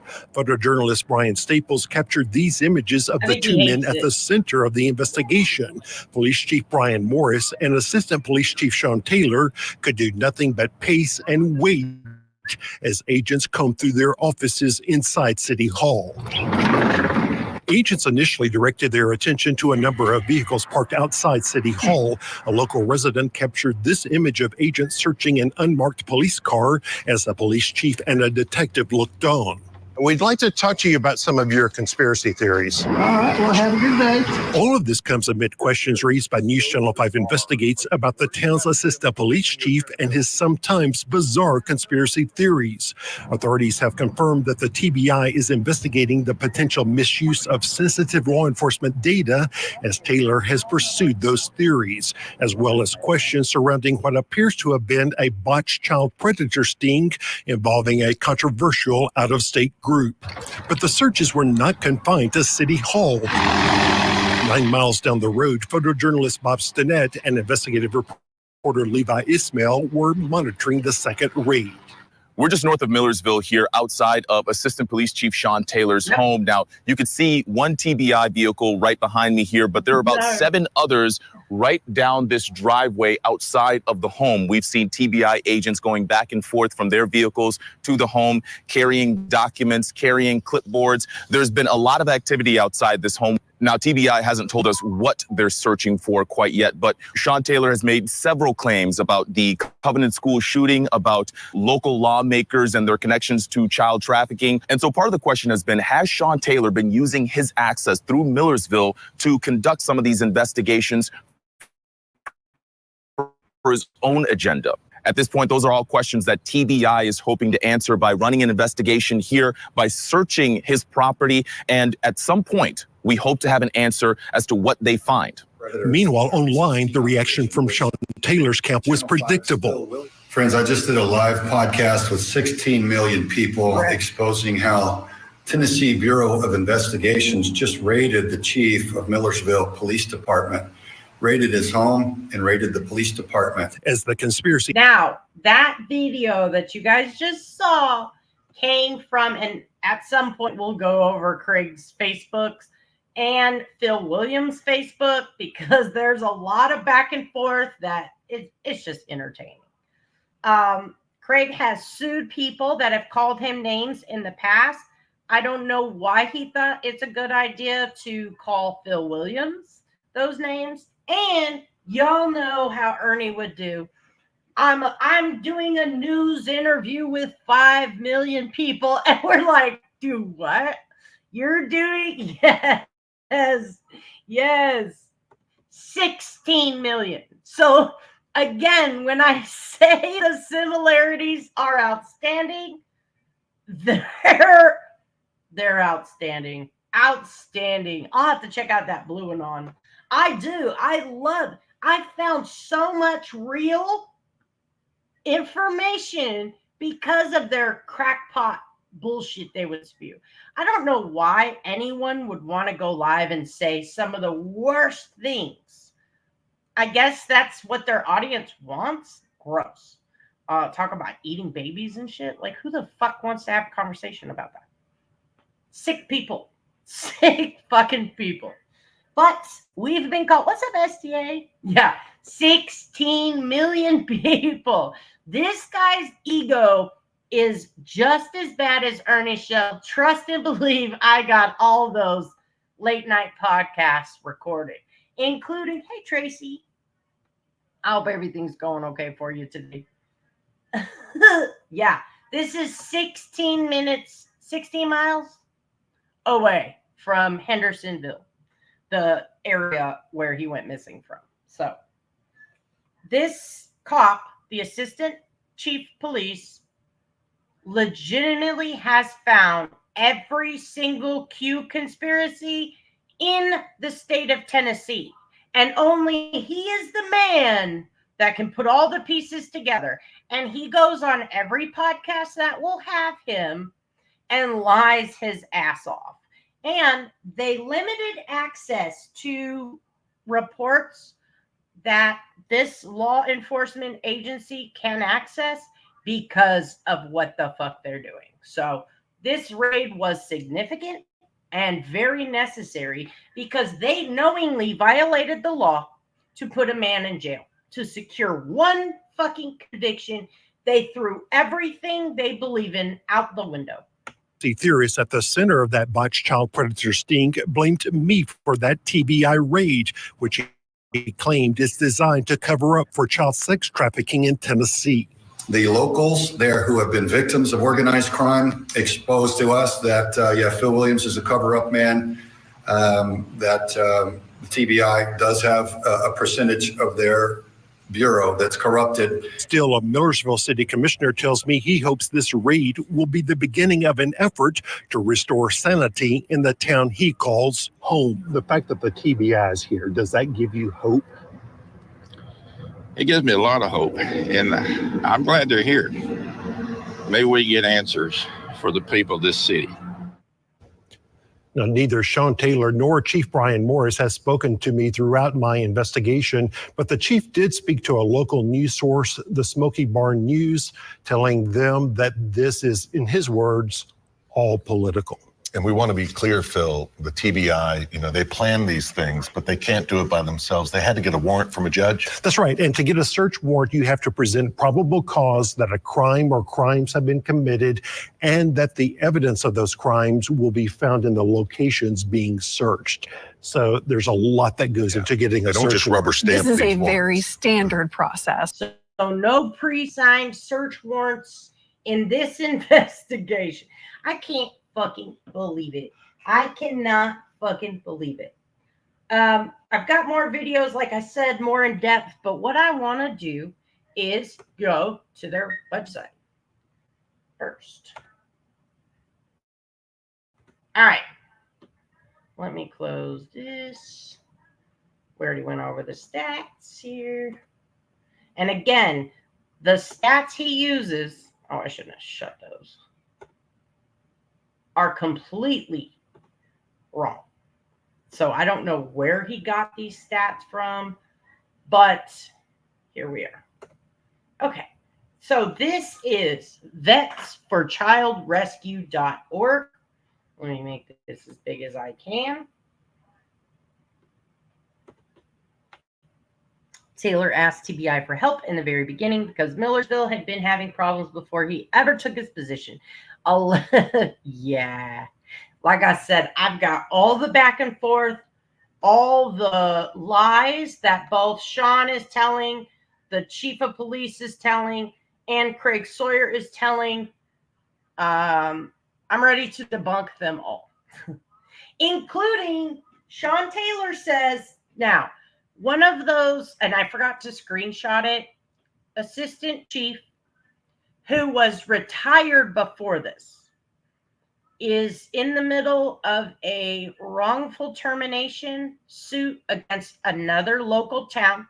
He's been in at least 7 different other police departments, some of them only working a couple months at a time, and he's moved around a lot.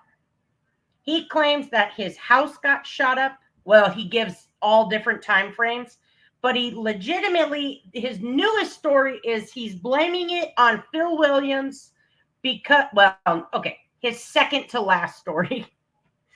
He's blaming it on Phil Williams doxing his house in a news article, which didn't happen. He also claims a TBI officer peed in his house when they served the fucking search warrant. I mean, you name it, it's all here. So this is the landing page. Let me move this over. I wanted to ask this little thing questions, but no. probably won't answer my questions. All right. So as soon as you open it, it pops up with their documentary, and we will watch the documentary soon. VeteransForChildRescue.org is the website. Do you support the fight to end child trafficking? Our mission to make our country safe for children relies on supporters like you. Every contribution makes a difference. All right. So this is the homepage. Here he is. He takes photo ops. This is his daughter. And again, police people arresting people. Okay. So it seems like they do something. If you scroll down, they've got to save the date. So they organize things. I'm not sure exactly what they do. I don't get the point. I have been looking because they have a lot of things they say they do, but I can't find proof of. So I'm still working through every part of their website, confirming or debunking everything they say. So let's start with their mission. Raise awareness. Watch our documentary, Contraland. I'm watching this and debunking a lot of the things they say. That's why I kind of started off with the facts about human trafficking and then the subsection of that, which is child trafficking. Interviews and media, you click this button, you'll go to a lot of cherry-picked interviews and media he's done. I have not made it through that list. I have my own list first. And then they claim to train law enforcement and other non-government organizations. I cannot find evidence of child trafficking training from this veterans group. And then join the V4CR movement on social media. To date, V4CR has made 26 arrests with 100% conviction rate. We're actually going to start here first. I went through, where's my notebook? I went through this page, and in this notebook right here,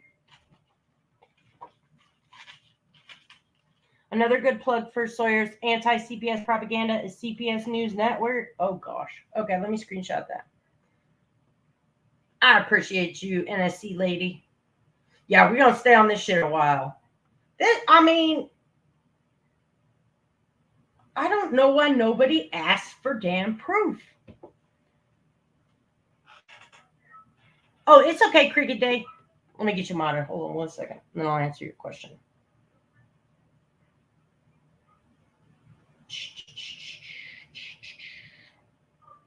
There we go. Man. Okay, so Craig Sawyer was in the military, served as we'll go over his bio here just soon. Served as a bunch of shit. Air Marshal, you name it.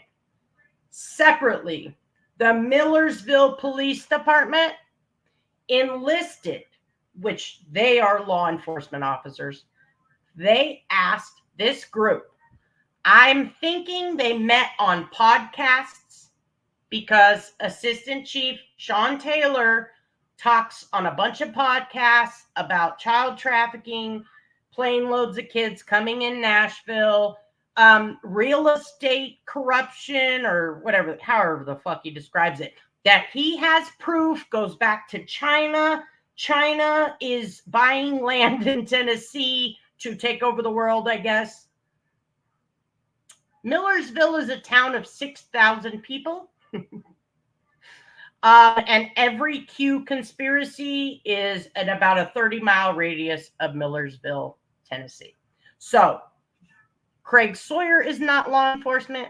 He runs this nonprofit. He also has some training classes. Again, that's why I'm separating the distinction between child trafficking training and what Craig Sawyer does. So they are not working for a police department. What's up, Crazy Acres? What's up, Kiki's Eyes? GM Lovely. I appreciate y'all. Yes. Yeah. I can't even say that shit with a straight face. Secret Service, FBI, what else? Yeah. And I'm going to tell you right now, when you listen to Craig's podcast and Assistant Taylor, it's the same fucking shit. It's the same fucking shit. What's up, Raindrop? Okay, so the arrests. So I'm going to show you their investigations they claim to have assisted with. Yeah, 30 to 50 agents. Hey, you know what's funny is Sean Taylor says the same types of shit about his search warrant on his home 2 times. And he kicked the TBI out the first time, right? Because his house got shot up. Because he's, got all this evidence of corruption in Tennessee. They were even looking up Marsha Blackburn at one point. Woo, listen, it gets spicy as fuck. So, on this page, he boasts that he has 26 arrests 27 with a 100% conviction rate. And that means of those 27 people, they all got convicted, or 100% conviction rate. Here's where the lies start. A sobering reality, one child predator equals an average of 70 victims. If you type into the handy dandy Google yourself, just type in how many victims does a pedophile have? It will say 70% of the entire total of pedophiles has between 1 and 9 victims. Then another 20% has between 10 and 40, I think. Then a 10%, which is serial child molesters, okay? They have potentially up to 400 victims in their lifetime. So, this, again, I don't know where they're getting their stats. When you ask for the source, you'll never get it. You'll hear it over and over and over again. Well, so-and-so says, and so-and-so says. Okay. So remember, this is the Millersville incident, Operation Clean Sweep. We played this video earlier, and you can find it on this webpage. May of 2024. That's when all this went down. We are proud to announce the successful completion of another collaborative operation with law enforcement in Tennessee, targeting child exploitation. The police department is currently processing the evidence, and it appears it will generate approximately 70 warrants. But they couldn't have assisted legally, right? They could not have assisted legally with this. Nope. So how do they even add this to the 26? Beyond me. Also, we just seen that guy was convicted. Why is this shit not up here like the others? All right. May 2023. 1 arrest and more warrants in progress. We're proud to announce the successful completion of another collaborative operation with law enforcement in southern Texas. This monumental effort brought together 6 federal and local agencies in our shared mission against child exploitation. The operation's initial success has led to the arrest of 1 child predator with several warrants currently underway. Again, in the state of Texas, there are government-funded groups that do this. I don't understand why they would call this group in. What's up, Starry Night? I don't get it. But let's just say it did happen. Again, where's the proof? Because, I'll show you what I'm saying when I scroll down. There's not accurate information. I can't track down this information. I keep looking. I can't find it anywhere. So, did it happen? I don't know. All right. This is Operation Child Safe Net's 2 arrests and multiple warrants. except when you follow the link they put, I think I found it on another page, but there's a link to their profile. Oh, maybe it's the read more right here. It doesn't name this group for helping at all. So again, I cannot verify. The article reads that it was a law enforcement collaborative effort, doesn't mention anything about this group. So Veterans for Child Rescue, V4CR, continues to make strides in the fight against child exploitation. A recent operation in Webb County, Texas, led to the arrest of 2 child predators, bringing them to justice for their alleged heinous acts. Alfonso David Solis, a former jailer and sibling of a sheriff's department sergeant, found himself on the other side of the bars. Solis, who had a prior federal probation record, was arrested for online solicitation of a minor. In addition, an arrest warrant for assault and family violence was served against him. Alongside him, Rodolfo Orlando Arena was also charged with online solicitation of a minor. But our work doesn't stop here. We're pushing forward with the momentum, having filed an additional 12 warrants with more investigations underway. Every arrest is a step closer to a world free from child exploitation. Okay, here is a very concerning entry in this. I'm a little concerned when I read this, and I'm going to continue to be concerned until same, absolutely. But there are government organizations now. Child trafficking, if you look at really what child trafficking, I can't say this as 100%, but let's talk about the majority. The majority of child trafficking comes from kids who run away, kids in CPS custody, kids that are homeless, kids with substance abuse problems, kids with mental health problems that have, keep wandering off, keep engaging in, running away. Those kids are most at risk. And then we have other things that make it. Social media is a huge way for predators to find these kids. And it's when you give them the tiniest bit of attention, they're going to love you. And they don't understand the dynamics of how horrible that is and how deadly of a situation. So they don't even know that they're being trafficked until someone educates them, essentially, that this isn't normal. They, for the most part, have moms or dads who have substance abuse issues or may have mental health issues, which is what led them into foster care. Even if you did everything right, it doesn't matter. These predators, this is what they do. But there are certain places in the United States that are just extra bad. For all of the reasons culminating into one super area, okay? Including migration, including the lax in policies of making sure kids are documented or at least belong with their families, places with the foster care system in horrendous amounts of numbers of children that they're housing, poverty, substance abuse, better weather, everything. It's like a supercell, okay? And there's many places in the United States where all those, it's the perfect storm. So these predators know. And they don't have to use force. And they can get them addicted to drugs and keep them slaves, essentially.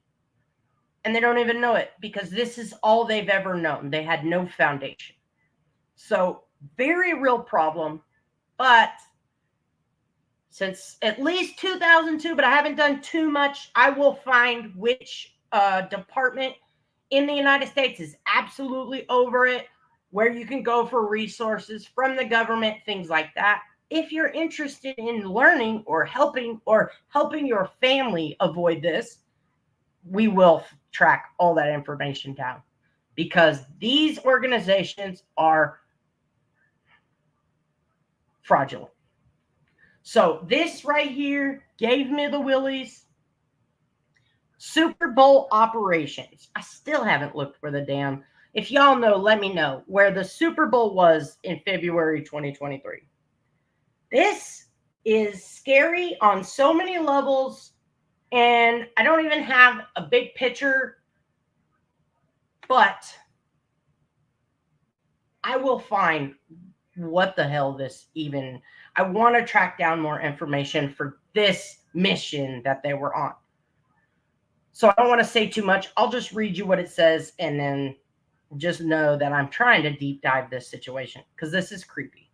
So February 2023, during Super Bowl, our expert VIPR, which is Veterans Interdicting Pedophile Rings. What the fuck does that mean? It's their like elite group within their Veterans for Child Rescue team, I guess. That's creepy. But it gets worse. Our Viper team was on the ground meticulously conducting surveillance and intelligence operations. Our primary objective was to identify and intercept any potential child trafficking activities in the area. We're elated to report that our unrelenting efforts resulted in the identification of numerous child predators. Moreover, we've secured 5 crucial warrants, which we anticipate will soon lead to arrests and convictions. Stay tuned for updates on the arrests and convictions that will follow. Every action we take brings us one step closer to a safer world for our children. So were they running like surveillance on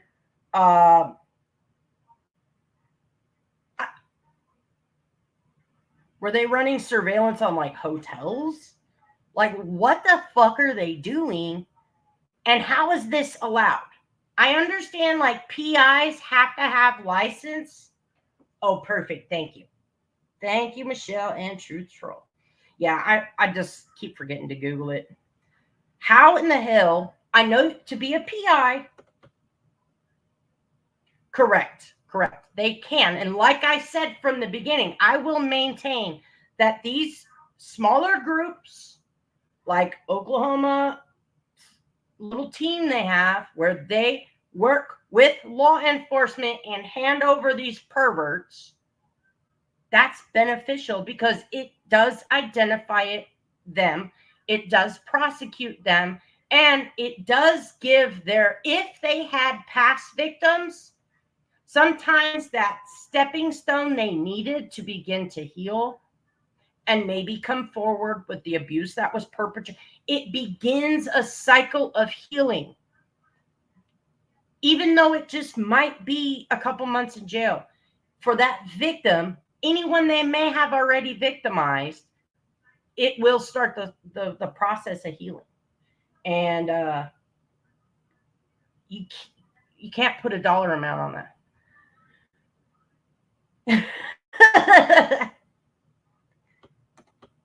That's my biggest issue with CPS here. There's no, yes, there is government oversight, but if you look into it, it's about 15 fucking agencies. So no one top, and that's scary.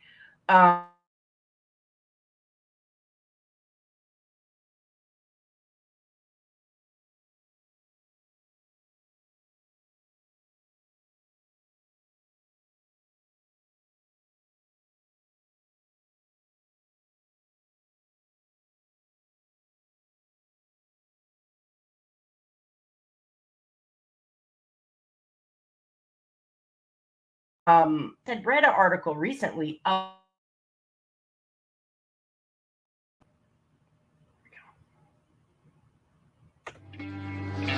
Tell me what you want. Tell me what you're feeling inside. Just can take you out of my mind. And I gotta wake up without myself tomorrow. Try to confront every wall that you said. Even after you left, all this gap turned out to become sorrow. Tell me what you want now.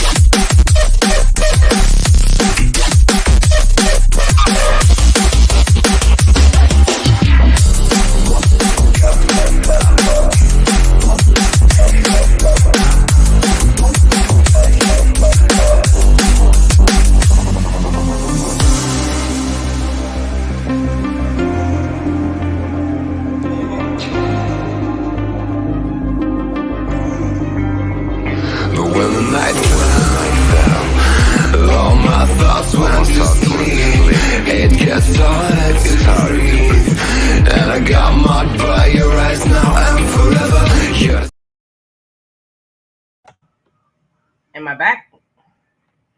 Okay. Is it better now? Yeah, my whole freaking everything just, yeah. Anyways.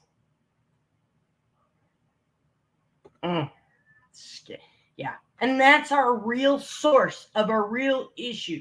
So these people making these big productions about kids coming through the border, being smuggled, which human smuggling and child trafficking, two separate things. Yes, it's a portion of it, but it's not our biggest problem in the United States. So this shit has to stop. I feel if I can track down the government agency, maybe, I don't know, something law-wise has to change, because when I'm pulling up their tax records, it's bullshit. Their missions, their objectives, and I'm like, how did they get fucking nonprofit? How are they doing this? So, all right, we'll scroll through this. And these are just articles. All right, here's where it gets interesting. Let me get my notes. So what I did was, I don't know how they came up with the 26 numbers because they did not identify the other people. So I cannot verify, but these people are identified and the total is only 18, I believe. So where they're getting the 26, I'm not quite sure, but let's deal with what we can prove. So Floyd Jenks, 71. This is featured. These arrests are featured in the documentary Contraland, which we will review. Jason Livermore, Philip Gerstner, Eugene Alvarado, Carlos Nunez, and James Gerolds. Now, you'll also hear that he has a 100% conviction rate. Again, that's not true. So what I did was I typed in, and I'm going to make a separate video on this. No, my thing messed up, so I just gave it a second to fix itself. Yeah, this is just as bad. I agree with, if that's what you're saying, Zep. This grifting off this is just as bad, in my opinion, because again, zero children have been rescued. We need, and this, I just put some thoughts together. So if CPS and kids in CPS are missing, the law enforcement, like the National Center for Missing and Exploited Children, they actually step in and assist law enforcement with finding those kids. They provide flyers, they provide resources, and I was reading National Center for Missing and Exploited Children. Their team actually is comprised of survivors of child trafficking. So when they are giving a guidance or awareness classes or developing things, they're actually tapping into someone that survived it, overcome it, lived it. And who better? Who better? But programs that assist CPS and getting those kids a stable foundation, life skills, healthy relationships with people. If you want to start a fucking organization to make a difference, that would be a good place to start. This notion we're going to dress up like we're in the military and rescue kids, it's a fraud. It's a fraud. Yep. Exactly. Exactly. And again, because of how they were raised, they don't know any different. So when someone takes them, it's not against their will most times. It's not the kidnapping event, although it can happen. It's far more likely that someone's going to contact them, or happen to see them and meet them and give them just enough attention that they've never had it, they've never had one-on-one attention, and they're confused, and then they go willingly with the sicko pervert. They groom. That's what they do. So I went through each of these people, and I will let you know if his conviction rate. So we'll start with Floyd Jennings. First of all, this says he's 71. Now, this is important because I was trying to track down if they actually worked with law enforcement to gain these arrests. Good news is they filmed some of this, but this will come in handy throughout the process because you'll see the breakdown of information they started to share. And actually, they didn't give themselves enough credit in some of these charges. They should have followed up and done a conviction and what they were actually convicted with. As you see, he was arrested, 2 counts of conspiracy to commit child rape. So you guys know my favorite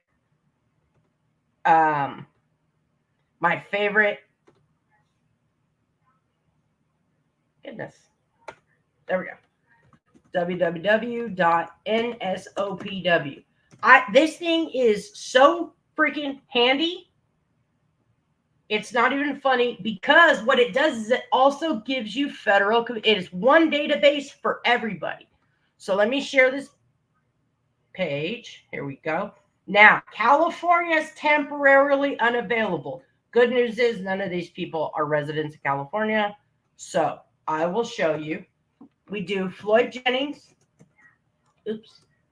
We get caps lock off. And sorry, I'm not looking at chat right now. But this is what I did for each and every person they named. I'm tripping. There we go. You got to make sure you get the name right. Let me see if I can make this bigger for you guys and remove this comment. Okay. Yes, we agree. We will not be harassing anybody. All right, so right here, it tells you, and there he is, okay? So this page right here, he's got, see, 71 years old. And they said these are case numbers, but if you have ever seen a case number, it's typically like this happened in 2019. So it should say like 2019 CR 19408, something like that. These aren't case numbers. I don't know what kind of case numbers those are. But right here, 2 counts of conspiracy to commit child rape.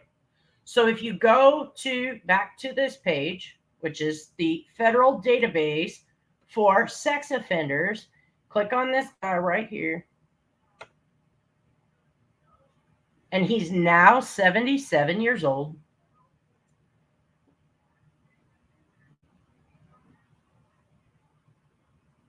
And we have to agree. Yep. Okay, now it's going to give us more information. So, right here is his charges, offenses, description. Rape of a child, attempted, 2nd-degree felony, attempted. Date convicted. So he actually only has 1 charge. And it's not the charge they alleged. So if they're saying their conviction rate is 100%, but he was charged with 2 counts. Now, there were 2 decoys. He was, we'll watch it in the documentary. When he went to the house, he was supposed to have sex with 2 minors. Separately and then together. And as he sat down with the decoy who was pretending to be the house mother, yeah, he, talked to her and Craig came in and was like, dude, what, kind of like a Chris Hansen deal. Well, it was pretty much like that. Except Chris Hansen's fucking smooth. You know what I mean? This guy, not so much. So, everything they have on that website is not accurate, including some of the people they arrested. So let me show you one. Like I said, this is what I did with every single person. And you can go to this website. You could do this all on your own. I will make a video separately where I will do this and back and forth and show everybody the huge discrepancies. But a lot of these people, I cannot find. So right here, this man, I think it's this one. Hold on. Carlos Nunez, couldn't find him on the registry. This is all the registries, federal, everything. And some jurisdictions, I thought to myself, okay, well, maybe they died, right? But some jurisdictions do absolutely keep them on the registry. Not all, but they do keep them on the registry after death. Again, remember what I said about seeing that these people were arrested, and then when they see them dead, it begins the process of healing. That's why a lot of jurisdictions keep them on the registry even after they're dead. So I'll show you. We'll go over to this again. Let me get it back to the main page.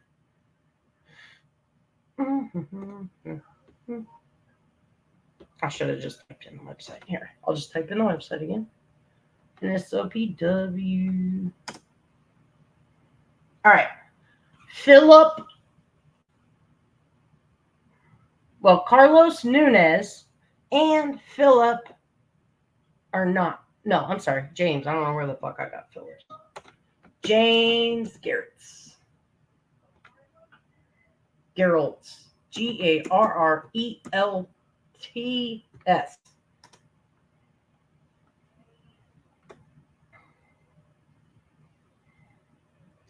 Zero. So this man right here, James Garrelts, right here, he's not. So they do not have 100% conviction. Not to mention the charges that, again, charges get dropped, plea deals get negotiated, which is why I don't know what if they said they had their conviction, if they listed the convictions on here, then they could say, okay, yes, this one got arrested, but this one didn't. They didn't do that. He boasts, and I'll show you again right here at the top of the page, and he says it in every freaking interview he's ever done. He boasts. He touts this number. This is his claim to fame. To date, we have accomplished 27, even though this number changes depending on what interview he's on, with 100% conviction rate. So right there proves this also is wrong.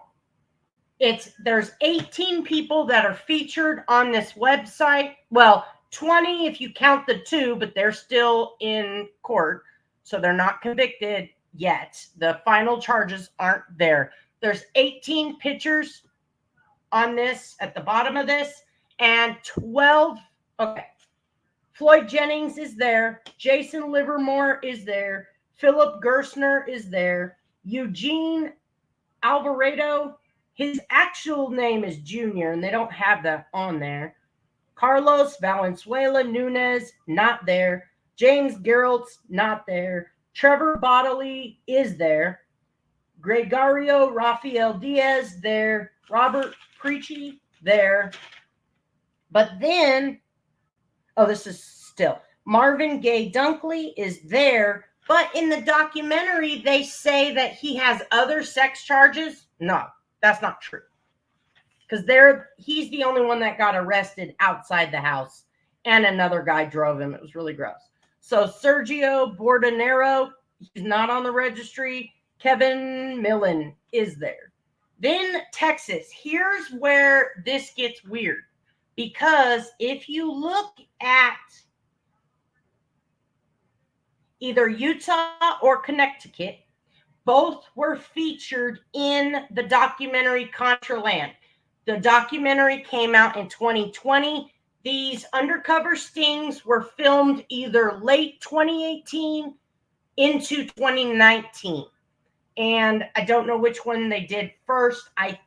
If you look at conviction dates, the earliest conviction date was in Utah, with Jason Livermore being convicted 4/17/2019. So I think they did Utah, then they did Connecticut. And then when you get down to tech, all these convictions are roughly the same time. Some of these turned into federal convictions, so they're roughly about 4 months later, but they're at least all in the same time until you get to Texas.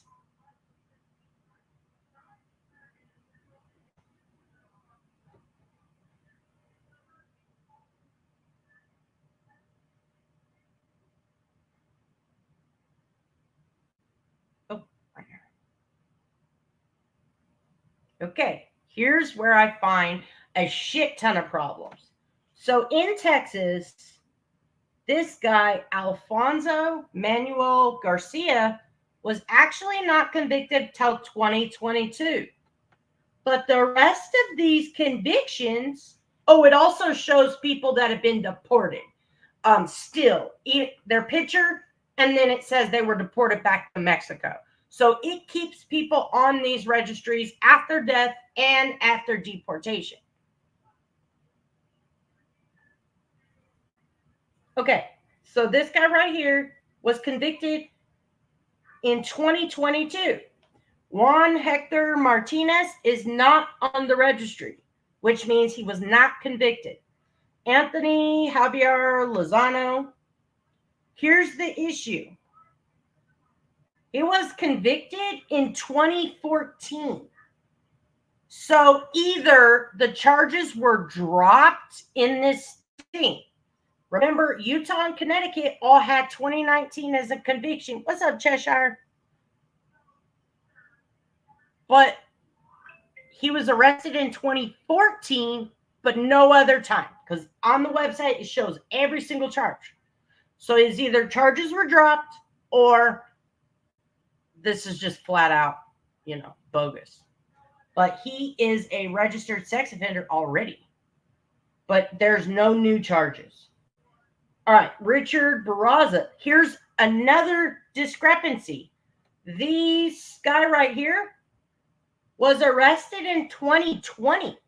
And then Umberto or whatever, also arrested in 2020. So this is the only state where they're mixing, but they don't say they did separate joint operations. So why something's not right. And then this guy's not on the registry. So there's a lot of flaws in here. Yes. And even when they're transferred to federal, right? All these other people were already convicted federally, but not him. And that NSOPW does pull up the federal database. It's all in one. All 50 states, all territories, everything. So they've got less than a 66% conviction rate. So far, I have not been able to confirm anything that he claims whatsoever. All right, let's look at tools in education. Like I said, I'm trying to find all of the things he claims he does. I can't. It says Contraland, action steps, what's child trafficking, what's grooming, child trafficking signs, how to safeguard children, internet safety tips, red flag apps, parental control apps, get involved, donate, donor portal, volunteer, write local officials, LEO request form, and then more. Shop. Of course, they've got merchandise.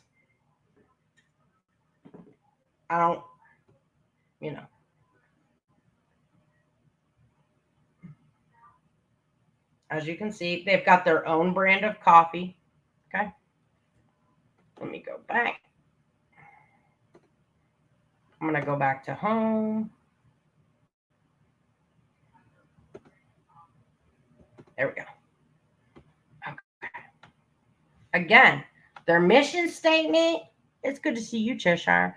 Their mission statement, their everything. Not one thing can they actually put forth that's true on this website. And then get mad all they want at people questioning them. But these are valid questions. Again, they say their mission statement. How do they rescue children? How many children have you rescued? And they default to, well, we got 26 arrests. And of those 26 arrests, each one, a predator hurts 70 different children. Therefore, we've saved 3,000 children. That's their rationale when you ask them, how many children have you rescued? But it gets worse. So I'm going to take you to www.tacticalinsider.com. Now, this is where, again, I just spent. Don't fuck with me.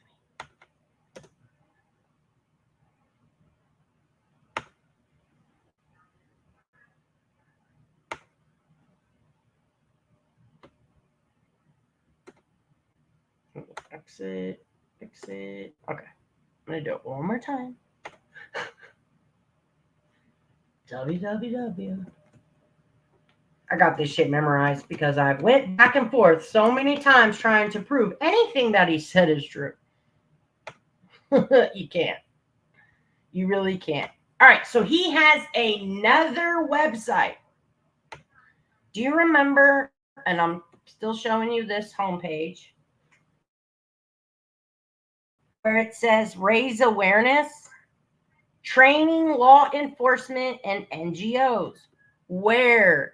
Right? Remember I said, okay, is this semantics? Because who else said that too? One of you said this is semantics because where are they training NGOs? Where are they training? I don't see any courses. Let's read it again. They're dropped down, home. Okay, I've scrolled all the way to the bottom. Boots and clays for child rescue. Coming soon. Active duty video game. Operation Clean Sweep, which is the Millersville situation. Celebrating mothers. That's very nice. Child trafficking is the fastest growing and second largest criminal enterprise in the world. That is true. And the experts are saying drug trafficking and human trafficking are one in the same. Okay. Again, this documentary, which I'm going to shred to pieces for all of you. Here we go again. This, I cannot confirm this. I've said it. Of 100% of pedophiles, 70% will hurt 1 to 9 children in their lifetime. Another 20% of the whole 100% will have 10 to 40 victims. Now, a completely separate 10%, the worst of the worst, can have up to 400 victims in their lifetime. Those are the stats. I don't know where they got this from. Some funky math that maybe mixed all of that, and I don't know why you would do that. Because just as I read to you, 400 is more than 70. In my opinion, if you're going to manipulate stats, I'd manipulate the 400 one. But they don't. All right, if you're not fighting the problem, you're part of the problem. V4CR Volunteer Kansas. But what's worse than being part of the problem? When you're grifting off the problem to the tune of $500,000 a year. I'll show you their donations. It's insane. Watch and share Contraland, donate, purchase merchandise, volunteer. Now, this is very weird because I don't understand the volunteer part. I'll show you. Vets for Child Rescue Volunteer and Community Resources. We are currently not accepting new volunteer applications. This is instrumental. Here's why. When you, absolutely true, Toll. When you try to volunteer for this organization, you're denied. They're not accepting volunteers. And their claim, again, I have this recorded, Craig Sawyer states that every time they do a partnership with law enforcement to do the undercover busts, that he hires private investigators to, I should have got the timestamp, but we'll play it in the next couple days. He hires private investigators to do the undercover stings, except in Millersville. Except the one time they video recorded everything, right? Why did you deviate in Millersville? Why didn't you hire private investigators? Or why didn't you pay off-duty police officers, better yet, because they could have legally done the predator stings? And then your team assisting them, sitting next to them, saying, hey, let me run down words, keywords, what you need, what you don't need. And then letting those paid undercover officers, right, do their job. Nope. The district attorney said they had to be officers. And they did it anyway. So you can't volunteer for this organization, but you can send them your money. And get involved in your community, participate in local programs, elections, laws, funding, schools, prevention, education, and events. I thought they offered education. No, they don't. But the National Center for Missing and Exploited Children do. Communicate with your kids. Refer us, of course. Connect us to donors, DAs, elected officials, media, and any businesses, groups, or entities willing to stand with us. Until those entities ask you a question. Identify and write your elected officials. Demand harsher punishment for child predators, as well as laws that enforce justice and safeguard victims. As much news attention as he gets, wouldn't it be great for him to actually help with that? No. Again, and pray. And I agree with faith. But I also agree in results, and he will not show any. So that's his page. You can't volunteer. Again, I read you the 10 action steps, which, okay. So let's go over to his other website.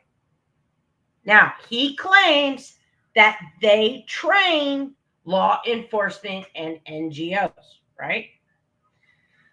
I think I found what he means, but you're not going to believe this.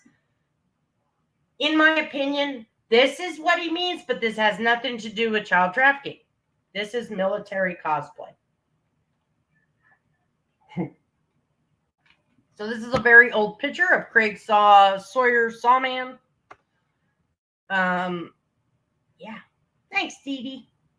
Appreciate you. Yeah, we're only getting started. Like I said, I have been in this for about 6 days nonstop. I have tracked down so many crazy things. We're going to cover it all.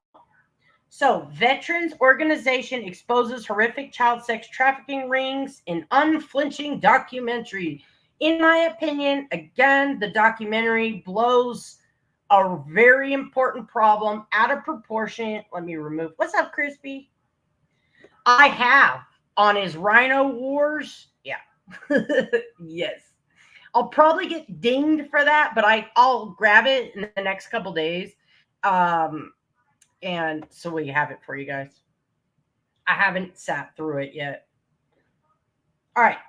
So, of course, veteran trainer, founder of Veterans for Child Rescue. And then he is a movie star and a television star. So here's pictures of him in different gear, advertising different products. Top Shop, Sniper, Deadliest Missions, Rhino Wars. I'm not sure what this military, and this one I'm not sure either. Doesn't really say. But he's been in many, many, many movies and TV shows. All right, info. This is the scariest thing I've read, because what did we just watch him do? There's evidence that he absolutely put donations for his organization, getting his organization more arrests, right? Notoriety. Well, he got the attention. I don't think it's what he wants, especially when I read this. He sells himself as an expert witness to testify in court, except that he knowingly, in May, let his organization do the decoying when the assistant chief of police said it had to be law enforcement. He also had his film crew go in and interrogate a suspect who said, I do not want to talk to police officers. I have nothing to say. He absolutely had, what's up, Truth Seeker? He absolutely had that film crew go in, interrogate a man who was under arrest. And once they got the confession, don't know how, haven't seen the video, he was booked into jail, and that confession was used to convict him. For sure, Detective Shelley. For sure. We are, yep, I got him. I was up so late laughing my ass off. I will sign up for a free trial to Pacer. They're too good, but I was waiting until I'm ready to do the show first. I have all the crazy 90 pages of rambling documents that Timothy Holmseth sent. And the court, 4 times said, dude, simple, concise statements of fact. It says in the filing, 90 pages of, what do they say? Rambling something. It was so funny. So Randy Erickson and Timothy Charles Holmseth, yes, absolutely. It was, and like I said at the beginning, the source of Timothy's things that he says about Craig Sawyer came from Jesse Chevitar. His partner, Sean Taylor, his shit comes from Jesse Chevitar. And they sit next to each other and they believe each other. Well, I'm not saying what Timothy said about Craig is true.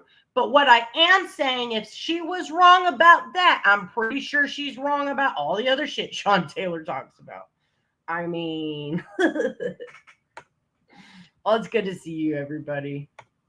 All right. So this man is selling himself as an expert witness on firearms and ballistics.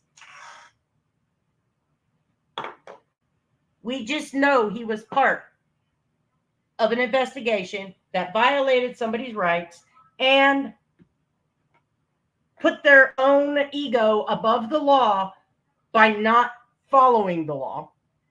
Now he wants to sell his experience, including courtroom testimony on federal and state capital murder cases. That scares me tremendously, because we just seen him violate the law to secure a conviction. Don't you think a reasonable person could infer that he'd be willing for money to throw a case? I absolutely do. So he claims he was a federal criminal investigator, CITP 927, federal air marshal, and ATSAC manager. U.S. Navy SEAL and DevGru operator with extensive small arms training and experience U.S. Marine Corps scout sniper, high threat dignitary protection agent, in charge for Department of State and others, ballistics testing expert for G2 research, on-camera firearms expert for numerous film and television productions, technical advisor and co-producer for numerous tactical motion pictures, featured on all major news outlets for multiple global news events, tactical trainer for military, law enforcement, and civilians, decorated for heroic service as a Navy SEAL in combat, OPDS vendor, AZAK. USA Forensic ran a recent jury poll on a capital murder case, which found Mr. Sawyer's testimony to be the most important of the trial. Is he lending his professional credibility to secure a conviction? I don't think that's a stretch of the imagination after what we just witnessed in Millersville. I think he would absolutely sell a conviction, and there's proof. It scares me that he thinks he needs to be selling the expert witness in anything. And again, experience, including courtroom testimony on federal and state capital murder cases. That scares me tremendously after what we just seen in Millersville. Okay. Here is the training. So, hard target. I don't know. Yeah, here we go. Sponsor a class, host a class, private training, classroom training, and Red Dawn response. So, again, it's military cosplay. They go out in the desert 12 to 14 hours, or, I'm sorry, he'll come to you. So he could do urban, he could do all this stuff. You pay him, and he's going to show you how to play dress up, pretty much. And some of the things he did learn from the military, don't get me wrong. This course involves shooting and moving with tactical rifles and pistols at both short and longer ranges. Sniper techniques are shared and practiced. Let's see. Close quarter battle, urban and rural area considerations are reviewed. Small unit tactics, hard target mindset, day and night shooting. So there's your gear list, all your gear that you need to bring. Prerequisite for Red Dawn response. This class assumes that you have more than basic skill level with your pistol and tactical rifle. Can produce a certificate of completion with other range instructors if asked, or have a background supporting your experience and have working knowledge of marksmanship. You will be required to follow safe gun handling skills at all times. If you are a beginner, please take a class. Must have a group of at least 15 students who will prepay with your own training location. 2-day, 12 to 14-hour course, rain or shine. Most Red Dawn response course participants are made up of friends, family, and personal contacts, so outside marketing is not needed. Please let us know to open up this class to anyone other than who is mentioned above, and we will offer marketing guidance. So I finally think I found where he says he trains law enforcement and NGOs. Let me show you again.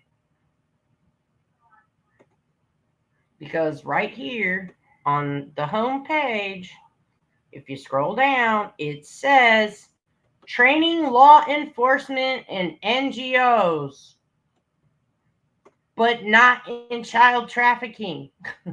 Yes, absolutely. I actually sent her an email today, giving her a little backstory of these freaks.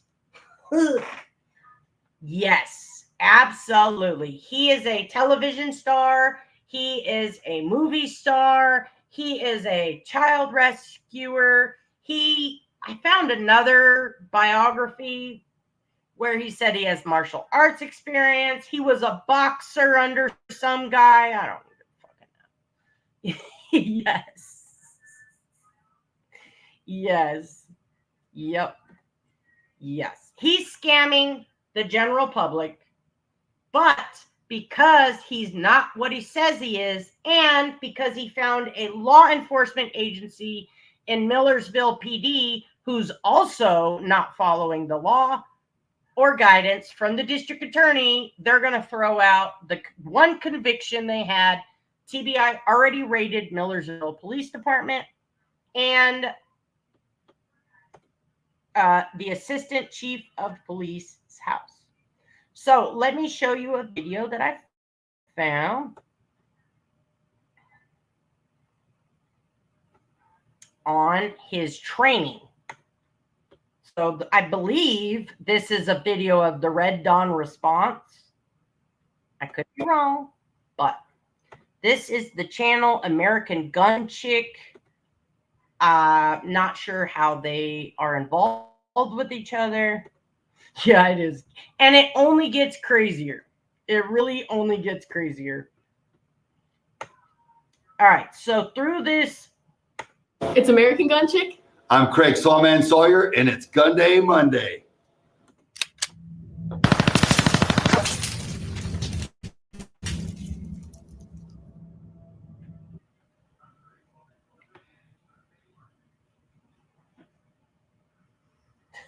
We've seen that. Okay, people.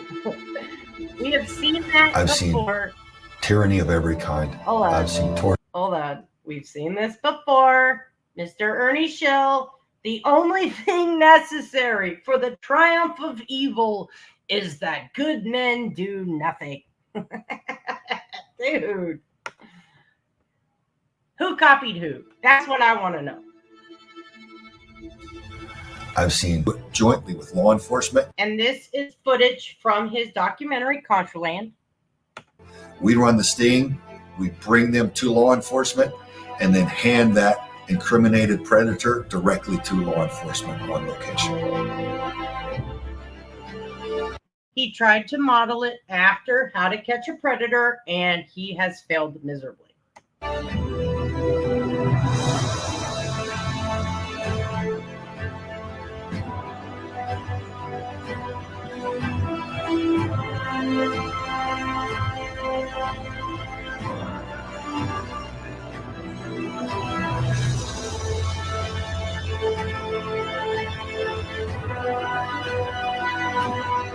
Okay, we're going to skip forward. This is just over dramatized. This is pretty much a, lead up, a 4-minute lead up to this young lady, American Gun Chick, I don't know. I thought chick was spelled with a K, but whatever. She's going to take the course, so that's what we'll watch. So I'm here for my second day at Pro Gun Club with Craig Sawman Sawyer, and I'm really excited even though I feel sick. I feel like, and I have a headache, and I feel hot and I'm tired. But I'm still gonna go because I gotta go learn. But I don't really feel like it, and I feel like crap. And I guess there's no shooting on this day. Okay, I'll skip forward. She just talks about her stomach hurts or something. Okay, this is day 2. You want to clear the thing, or you've woken up in the middle of the night and you've heard. Again, military cosplay. So I just read you what the Red Dawn response is. From reading that and watching this previously, I believe this is filming of this Red Dawn response. He says, I'll travel to you. You get your group. And here we go. Heard something. How are you going to move through your house? We started off clearing rooms by slowly pieing them off. It is, yeah. It was nice seeing her lead with that weapon. She shoots left-handed. See now, Brichelle, I bragged on you before for leading with that left shoulder, but now you're walking backwards and you're leading with your body instead of your weapon. You can clearly see how much more I was exposed when I did it right as to when I did it wrong. Okay, so she goes through this training course. Then they start playing with like night vision. This is cool. And shooting starts, I don't want to just turn and hook myself up and leave her there. How am I going to look myself in the mirror? That's not the kind of guy I am. To get heart rate and panic. If someone gets too freaked and they do the wrong thing and get themselves killed right in front of you. This was a drill demonstrating how to protect someone that is unarmed that you may have had zero training with.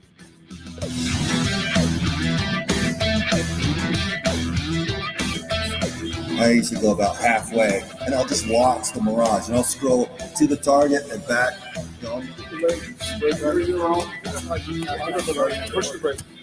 This was a drill for if a driver ever goes unconscious for any reason. Now, what the fuck does this have to do with child trafficking? What the fuck does this have to do with child trafficking? Are we literally going to commando in? Are we going to be in a gunfight? Are we going to be in a battle of good versus evil? Like, what is the point of this? I'll show you what the point of this is.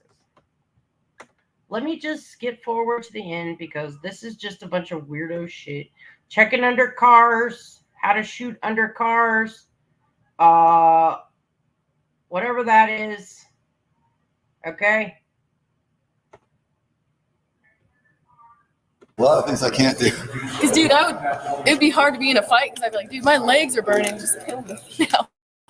You know? Guys, all right, so we just finished the class. I'm all done. How'd I do? You did great. Good heart and attitude, and that's everything with me. So you work through the problems, you learn new techniques, and I'm proud of you. You did well. Thank you. It was a good class too. It's a class like no other class I've ever taken.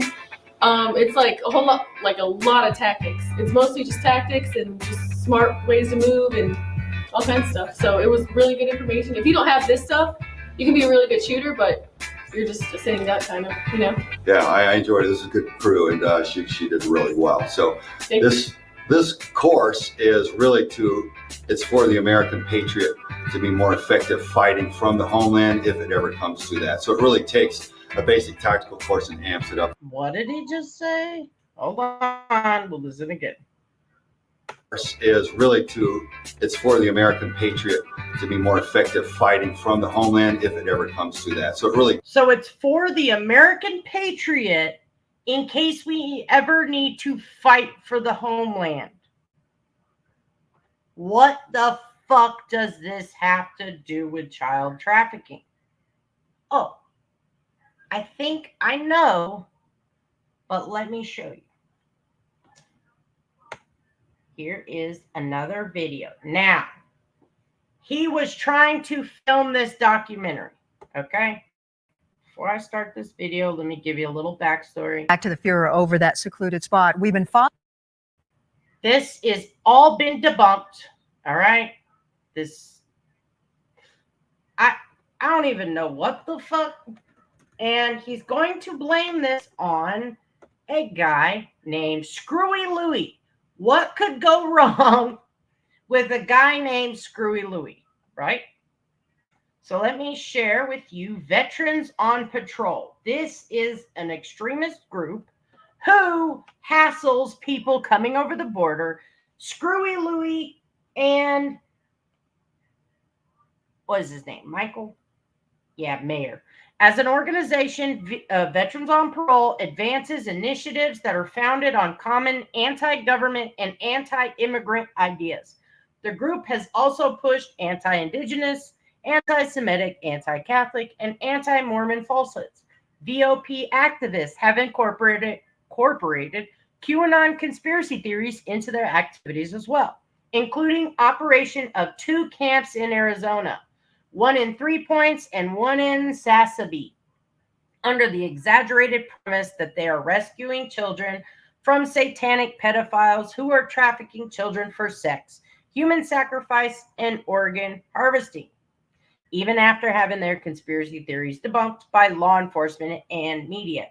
Meyer and VOP continue diverting attention away from legitimate organizations and law enforcement agencies combating human trafficking. According to statements shared by VOP, group members believe their activities are sanctioned by God, and they therefore don't have to comply with state or federal laws. So the guy who's, I got my little notes right here. This is like a dovetail that I'm not going to spend more than just a second on, except I will show you the leader of this group's latest conviction. He's been involved with a lot of different things. I'm telling you, Buttercup, this is all the rabbit holes tying into each other. His name is Michael Lewis Arthur Mayer, Screwy Louie. And I've got a playlist about this shit too. They're from the Walking from the Forgotten ministry. What they did do, though, was help this lady named Sarah Stanley, who decided she did not want to let the father of her child, Lee Jennings, have custody of their 3-year-old River. And during a custody hearing in Arizona, Sarah said she does not live there after they've been to court back and forth, so she goes back to Idaho. Then the father, Lee, goes to Idaho, and she's fighting the courts, does not want to give him any visitation. So Michael and Screwy Louie, they take her and River to a place in Moulton, Alabama, to a safe house they run, okay? Ran by the Walking for the Forgotten ministry. So, Michael Lewis Arthur was present at the Bundy Ranch showdown with federal authorities in 2014, among other notable incidents. I do have the interview Sarah did with East Idaho News. There's a lot of extremist groups out there. So yeah. That's about all the time. We might do a later deep dive on them because this ties in. Let me share this. Way back in, this would have been 6 years ago, 2018, June 4th, 2018. And we will listen another day to Craig Sawyer's explanation of him getting fooled by a guy named Screwy Louie and a late phone call at 11 p.m. And he went out there in good faith. Come to find out, this guy's an extremist and a meth head. You don't think? This has all been debunked. None of this, I mean, authorities were there because they called them there. They claimed they found this camp and there were children stuck in a ground underneath, but they couldn't get the children out. Law enforcement was on their way, and a mutual friend decided to involve Mr. Craig Sawyer. Following a documentary crew who is exposing human trafficking in their film titled Contraland. It's headed by Craig Sawman Sawyer, a former elite member of Navy SEAL Team 6. His crew consisted this weekend of a former Navy SEAL colleague and CIA. They were called by another group about an abandoned camp that appeared suspicious, and this weekend they spent hours examining that spot. Take a look. Just yards from this abandoned cement tower, a stark difference in vegetation that could be a haven for the homeless or those in hiding. It's very well hidden. You can see all this vegetation here.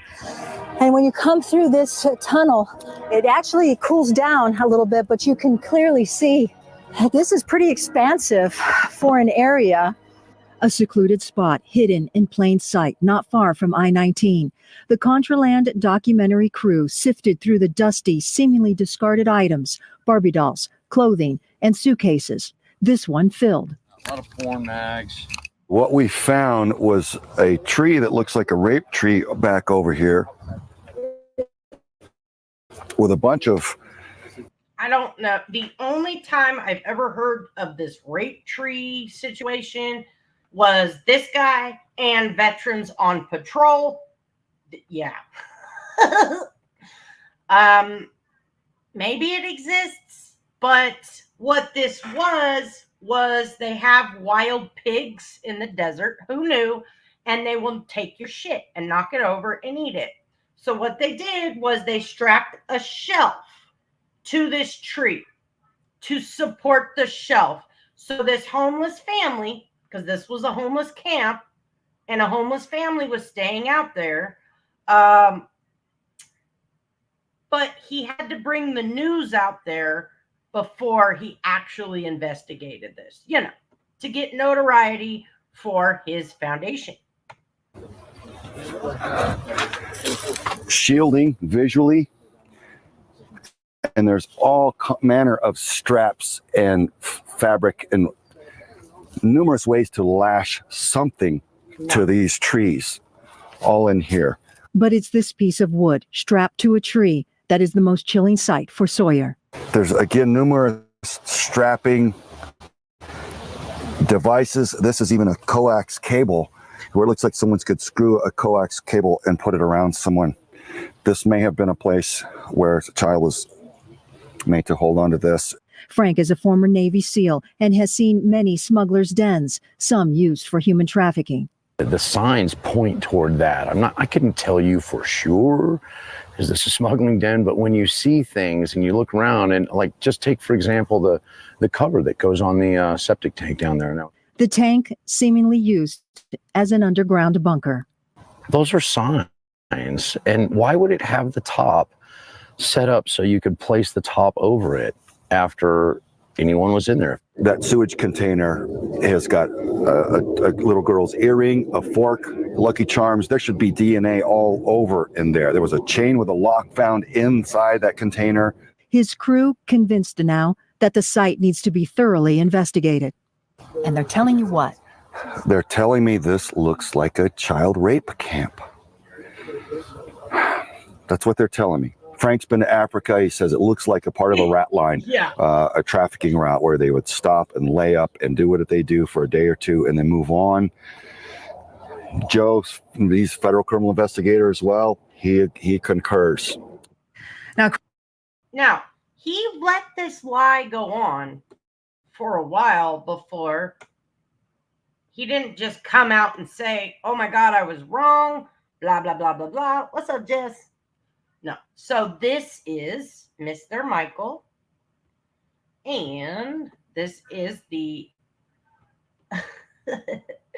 leader of Veterans on Patrol. Like I said, they detain immigrants coming across the border. They take their electronics. They take whatever they deem necessary, and then they hand them over to Border Patrol after interrogating them, which is totally illegal. Michael Lewis Arthur Mayer, white male. This was back in 2018, so he's a little bit older now. He was 39 then. This is right around the time that he was on the news. June 4th, 2018. This was July 22nd, 2018. So he was occupying a tower on the cement property for 9 days. He has a history of such actions dating back to 2014 at the Bundy Ranch in Nevada and repeated violations in the state of Arizona. He engaged in criminal trespass activities in Surprise, Arizona, established a homeless encampment in Phoenix and another in Mesa, and more recently became associated with the homeless encampment on private property behind Santa Rita Park in Tucson.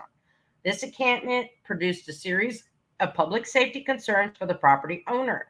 After being informed that his encampment was no longer welcome, he directed his efforts elsewhere. He eventually found this Cemex property and fictitiously declared, without evidence or corroboration, that the area was the site of a sex trafficking ring. Meyer's various representations and claims were thoroughly investigated by the Tucson police. No evidence of sex trafficking was located as a result of the Tucson police investigation. At one point, several weeks ago, Meyer agreed to vacate the Cemex property. Contrary to this agreement, Meyer chose to return and trespass by illegally occupying the tower on the Cemex property. So, yeah. This guy is full of shit. And yeah, it's rabbit hole after rabbit hole after rabbit hole after rabbit hole. What's up, Waffles? Yes, they are all connecting. So that's why it took me a couple days to like figure out how to show this, because we have to go forward and then go back and then tie everybody in, all the people who are connected, and they're all fucking connected. In fact, last night I seen Nino Rodriguez, or whatever the fuck his name is, on panel with Chief, the assistant chief, and Craig Sawyer. And I thought Craig was drunk last night. I was like, what is wrong with you? So we've got all the back and forth between Phil Williams. We've got the Contraland documentary. And then we've got some fringe things like the court records between the lawsuits between Craig and Timothy, and Craig and Randy Erickson. And then there's one more court case I'm trying to track down. It said it's got 4 defendants, but I will track it down in the next day or two. So I know this is fucking wild. I blew my own mind as I was like deep diving into it. I'm just like, what the fuck? So I think what we will do is dig into the Timothy Charles Homestead stuff next. So let me give you a sneak peek of this weird thing. All right, this video is a call out to my supporters and any sane, responsible adults who see the rash of defamation, the malicious defamation articles being pumped out now. That it's all from the same exact psychotic source, Timothy Charles Homestead. Homestead has written about how he is a pedophile in his book. So you guys can decide whether or not Timothy Charles Homestead is a pedophile. I don't know. I don't know the guy. All I know is that he began maliciously, frantically attacking me when I began arresting and convicting child predators and joint law enforcement operations when I founded Veterans for Child Rescue. You can go to our website, as I've said a million times, vets4childrescue.org. Go to the arrests page. You can see the case numbers, the mug shots, the factual evidence of our effectiveness. So Homestead apparently is very upset by this, and his tactic is to call me the exact opposite of everything that I am. I'm a decorated United States Marine and Navy SEAL, DevGru operator, and I'm a federal law enforcement, federal criminal investigator, and I'm a national security whistleblower. I blew the whistle on a high-ranking executive, SES level executive from the top of the FBI, and they fired him for gross mismanagement, which was exactly what I'd reported him for. So Homestead never acknowledges any of this. He wants to paint me as some sort of just an internet entity fraud like he is. But all Homestead does is write defamation online. Well, he's been convicted of felony stalking already and served time for it. And now he is literally with his accomplice, Miss Randy Erickson, fugitive. They are both fugitives from justice. They have fled Erickson's home, where she was providing refuge for Homestead, sold Homestead's jalopy car. Homestead is unemployed. He is homeless, and he is currently fleeing law enforcement with Randy Erickson. So Timothy Charles Homestead and Randy Erickson are literally fugitives from justice. There are at least 2 warrants for Timothy Charles Homestead's arrest, and we are suing him. Folks, we just beat Daniel John Lee from Juneau, Alaska in a lawsuit for defamation with malice. And the judgment against him that he has to pay is $4.65 million in damages. You can see the official legal documentation at vetsforchildrescue.org. Okay, so I'm asking for your assistance because I am busy carrying our mission forward. I'm meeting with law enforcement. I'm meeting with producers. I'm meeting with our staff, our operators, and our investigators on all the work that we do. And I don't have all day to sit and chase Homestead and all of the peddlers of his fake accusations. He's got a reward. I just had it last night. Now I don't know where the hell. I'm sure we'll find it in the next few days. But he's got a reward for Timothy for 5,000 and then Randy for 2,000 somewhere. Accusations and his psychotic rants online. So I need each of you out there who see the ridiculousness going on in people who repost his fake articles that he writes frantically, 2 and 3 and 5 articles a day. He writes simply trying to ruin my life and ruin my mission for children, which is sad. It's demonic. I believe he's demonically possessed and at least seriously mentally ill. He has been fired from being a janitor, folks, a custodian, for being so filthy he would not wash or bathe himself. So imagine what type of psychosis has to drive someone into being so filthy that they get fired even from being a janitor. So the guy has zero credibility, hides behind fake entities like the Pentagon Pedophile Task Force, which never existed. Pentagon's not a law enforcement entity. And High Command, which High Command is literally from a cartoon, folks.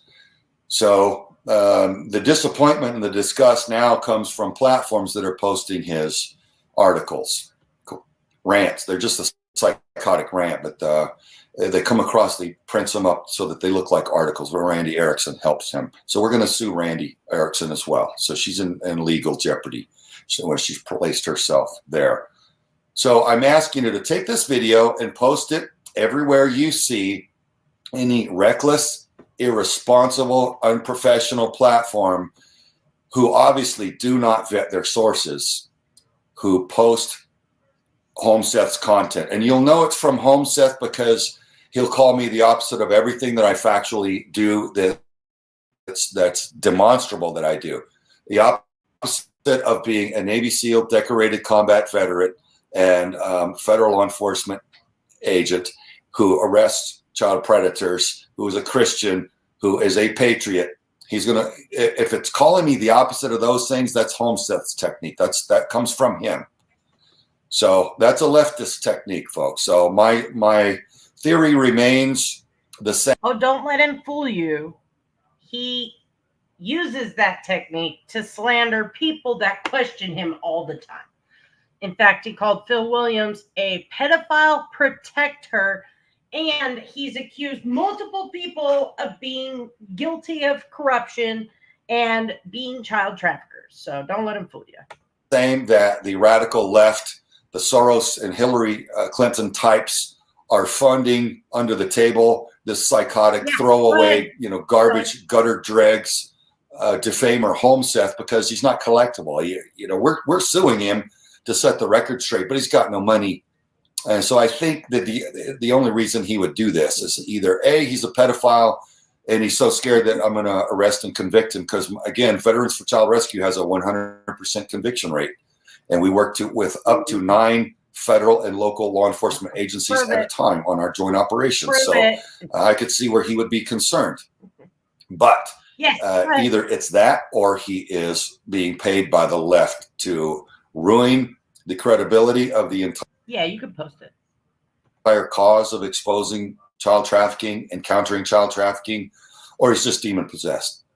You guys can decide. I don't really care. All I know is that we're working with law enforcement to put a stop to his frantic attacks. Okay, this guy's a lunatic. Let everybody know. Shame on any platform that posts this obvious, wild, cartoon level defamation. Gosh, you should know better. There was one of them that posted 3 articles of Homeseth and Daniel John Lee, and I wrote them and said, hey, do you realize here's the deal? And then we're going to come after you. And they deleted all of the Homeseth and Daniel Lee content because they saw it. I presented the factual evidence to them. They said, hey, we're sorry, but we've made it right. Well, there's a professional response. Hopefully the others will have the integrity to do the same. If not, we're suing them, and they can deal with it in a court of law. But that's the benefit of having the truth on your side, folks. Just doing an honest, straight job. So God bless. Take this video, take the link, post it not only to the platform that's posting the fake news or the defamation with malice, which is expensive. It's going to be expensive for them. but also post it on the followers who don't seem to understand the difference between a felon and fugitive like Homestead and a decorated veteran who's just doing a straight job professionally with actual results like I'm doing. Okay. Yep. God bless. Thanks for your support out there. So I personally would not bother wasting my time arguing with a lunatic online. In fact, multiple times I am just like, whatever. We don't have to agree. I don't care what you say. If your opinion does not matter to me, if you're not doing something criminal or outlandish or just really just, making really disgusting lies, I'm going to leave it alone. But when the disgusting lies are things like, and again, this is not fact, this is not true. In fact, Craig Sawyer won a huge lawsuit, like $250,000 or something like that, against Randy Erickson for saying he hurt kids, he helped Hillary Clinton hurt kids, all this weirdo shit. So we'll go do a deep dive into that. But Timothy Charles Homestead over here is not a very, he's got a whole freaking Fugitive from Justice page dedicated to him. So he's also got a website. There's Vice News. Oh, it won't let me. He's got several different websites. I've got them on my list for tomorrow. This is going to dovetail into connecting all of these Q people together. And then as we continue to watch more episodes of their back and forth, they can't take themselves away from QAnon. This is a QAnon follower booby-trapped her home with flashbangs and pepper spray. She also believes former President Bill Clinton and former Secretary of State Hillary Clinton are trying to have her killed, booby-trapped her house with shotguns and pepper spray. She claimed her ex-husband was secretly filming CP on the Clintons' behalf and now is facing felony charges after being arrested.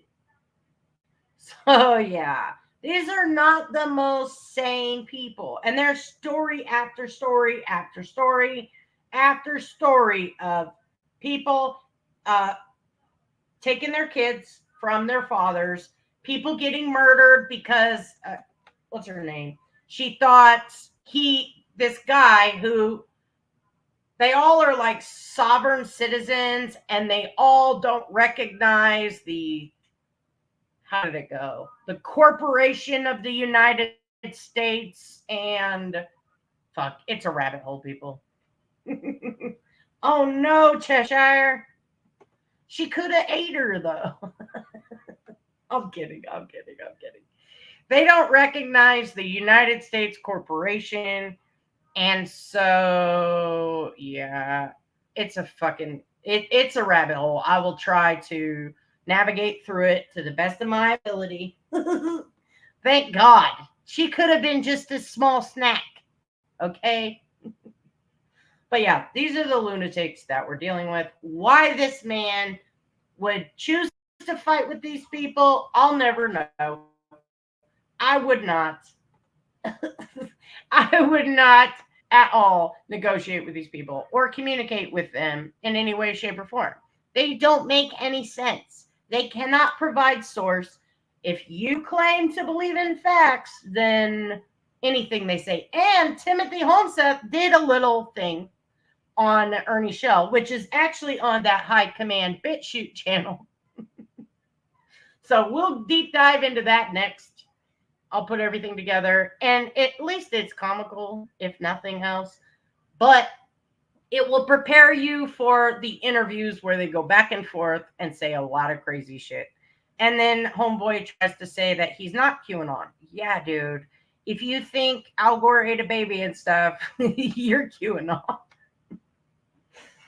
Yep. Absolutely. These people will defame innocent people and falsely labeling them as extremists because they gang stalk them to the point of physical and judicial defense. Yep. But like I said, Craig Sawyer runs Veterans for Child Rescue, and not one statement that he makes can be proven. I do have... Did I close it on accident? I did. Last thing I'm going to show you is filings for Veterans for Child Rescue. We're talking about a lot of money. A lot of money that they're getting donations. And in my opinion, they put securing more donations by making national news headlines their priority over following the law. So here is their tax filings. Yeah, you can't fight crazy. Just walk the fuck away. Here is the revenue of 2022, $576,000. Expenses, they claim to have $714,000.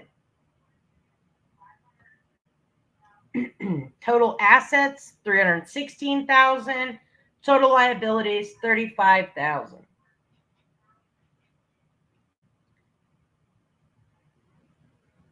Now, the contributions right here, donations, $538,241.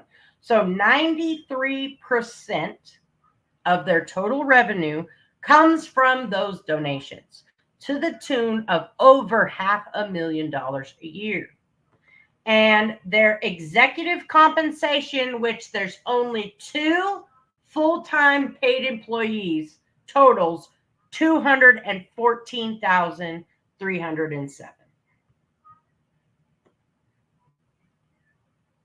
It's insane. And then when you dissect their breakdowns, they say they pay for PIs to do these undercover stings. I can't find that. They say that they rescue children in their filings. Can't find that. So right here on their taxes, let me just pull it up and I'll read it for you. I put all this stuff together. I forgot to upload it though.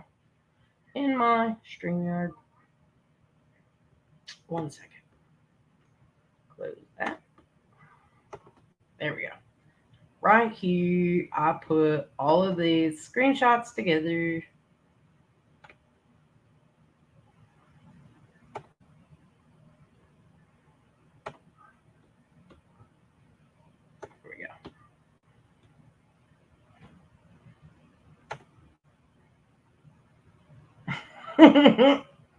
Yeah, Betty and JLR were absolutely QAnon followers. And they were the smarter ones because these people didn't get out. They said, oh, no, I'm going to keep this grift going. And Betty and JLR changed from exploiting child trafficking victims to exploiting missing children. And here we are. So in their tax filings, and I'll put the link for the ProPublica publication of their tax filings. They say, briefly describe the organization's mission. Veterans for Child Rescue was founded specifically to help bring an end to child trafficking. Our primary methods are to widely expose the threat through multiple mass media platforms and to directly combat the problem by running joint sting operations against traffickers with law enforcement and allied NGOs. Section 4, describe the organization's program service accomplishments for each of its 3 largest program services as measured by expenses. Organizations are required to report the amount of grants and allocations to others, the total expenses and revenue, if any, for each program service reported. So they put, protect our children. The V4CR nationwide volunteer team provides free educational outreach programs, which I cannot find, to give citizens the necessary tools to protect their children and maintain safe communities. In 2022, the organization carried out many outreach events, including radio interviews, live TikTok broadcasts, podcasts, speeches, and live training. They also conducted one sting operation in conjunction with local police and district attorneys to arrest pedophiles and bring them to justice. So that's what they're putting on their taxes. In the last 2018 to present, they have made $3,101,516 in donations alone. So yeah, here is this. And all you have to do to get the information that I just read to you is scroll down. Oh, wait. Oh, right here. And it says 990 view filing, and it will download all of that information. And I just scrolled through and I read it. Please check out Rain Foundation. Please look into there. Like the actual rape thing, or is there something else?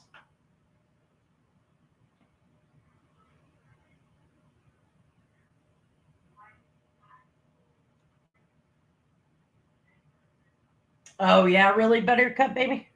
Yeah, I definitely want to see that. Think tanks scare me, especially when you don't know who you're dealing with.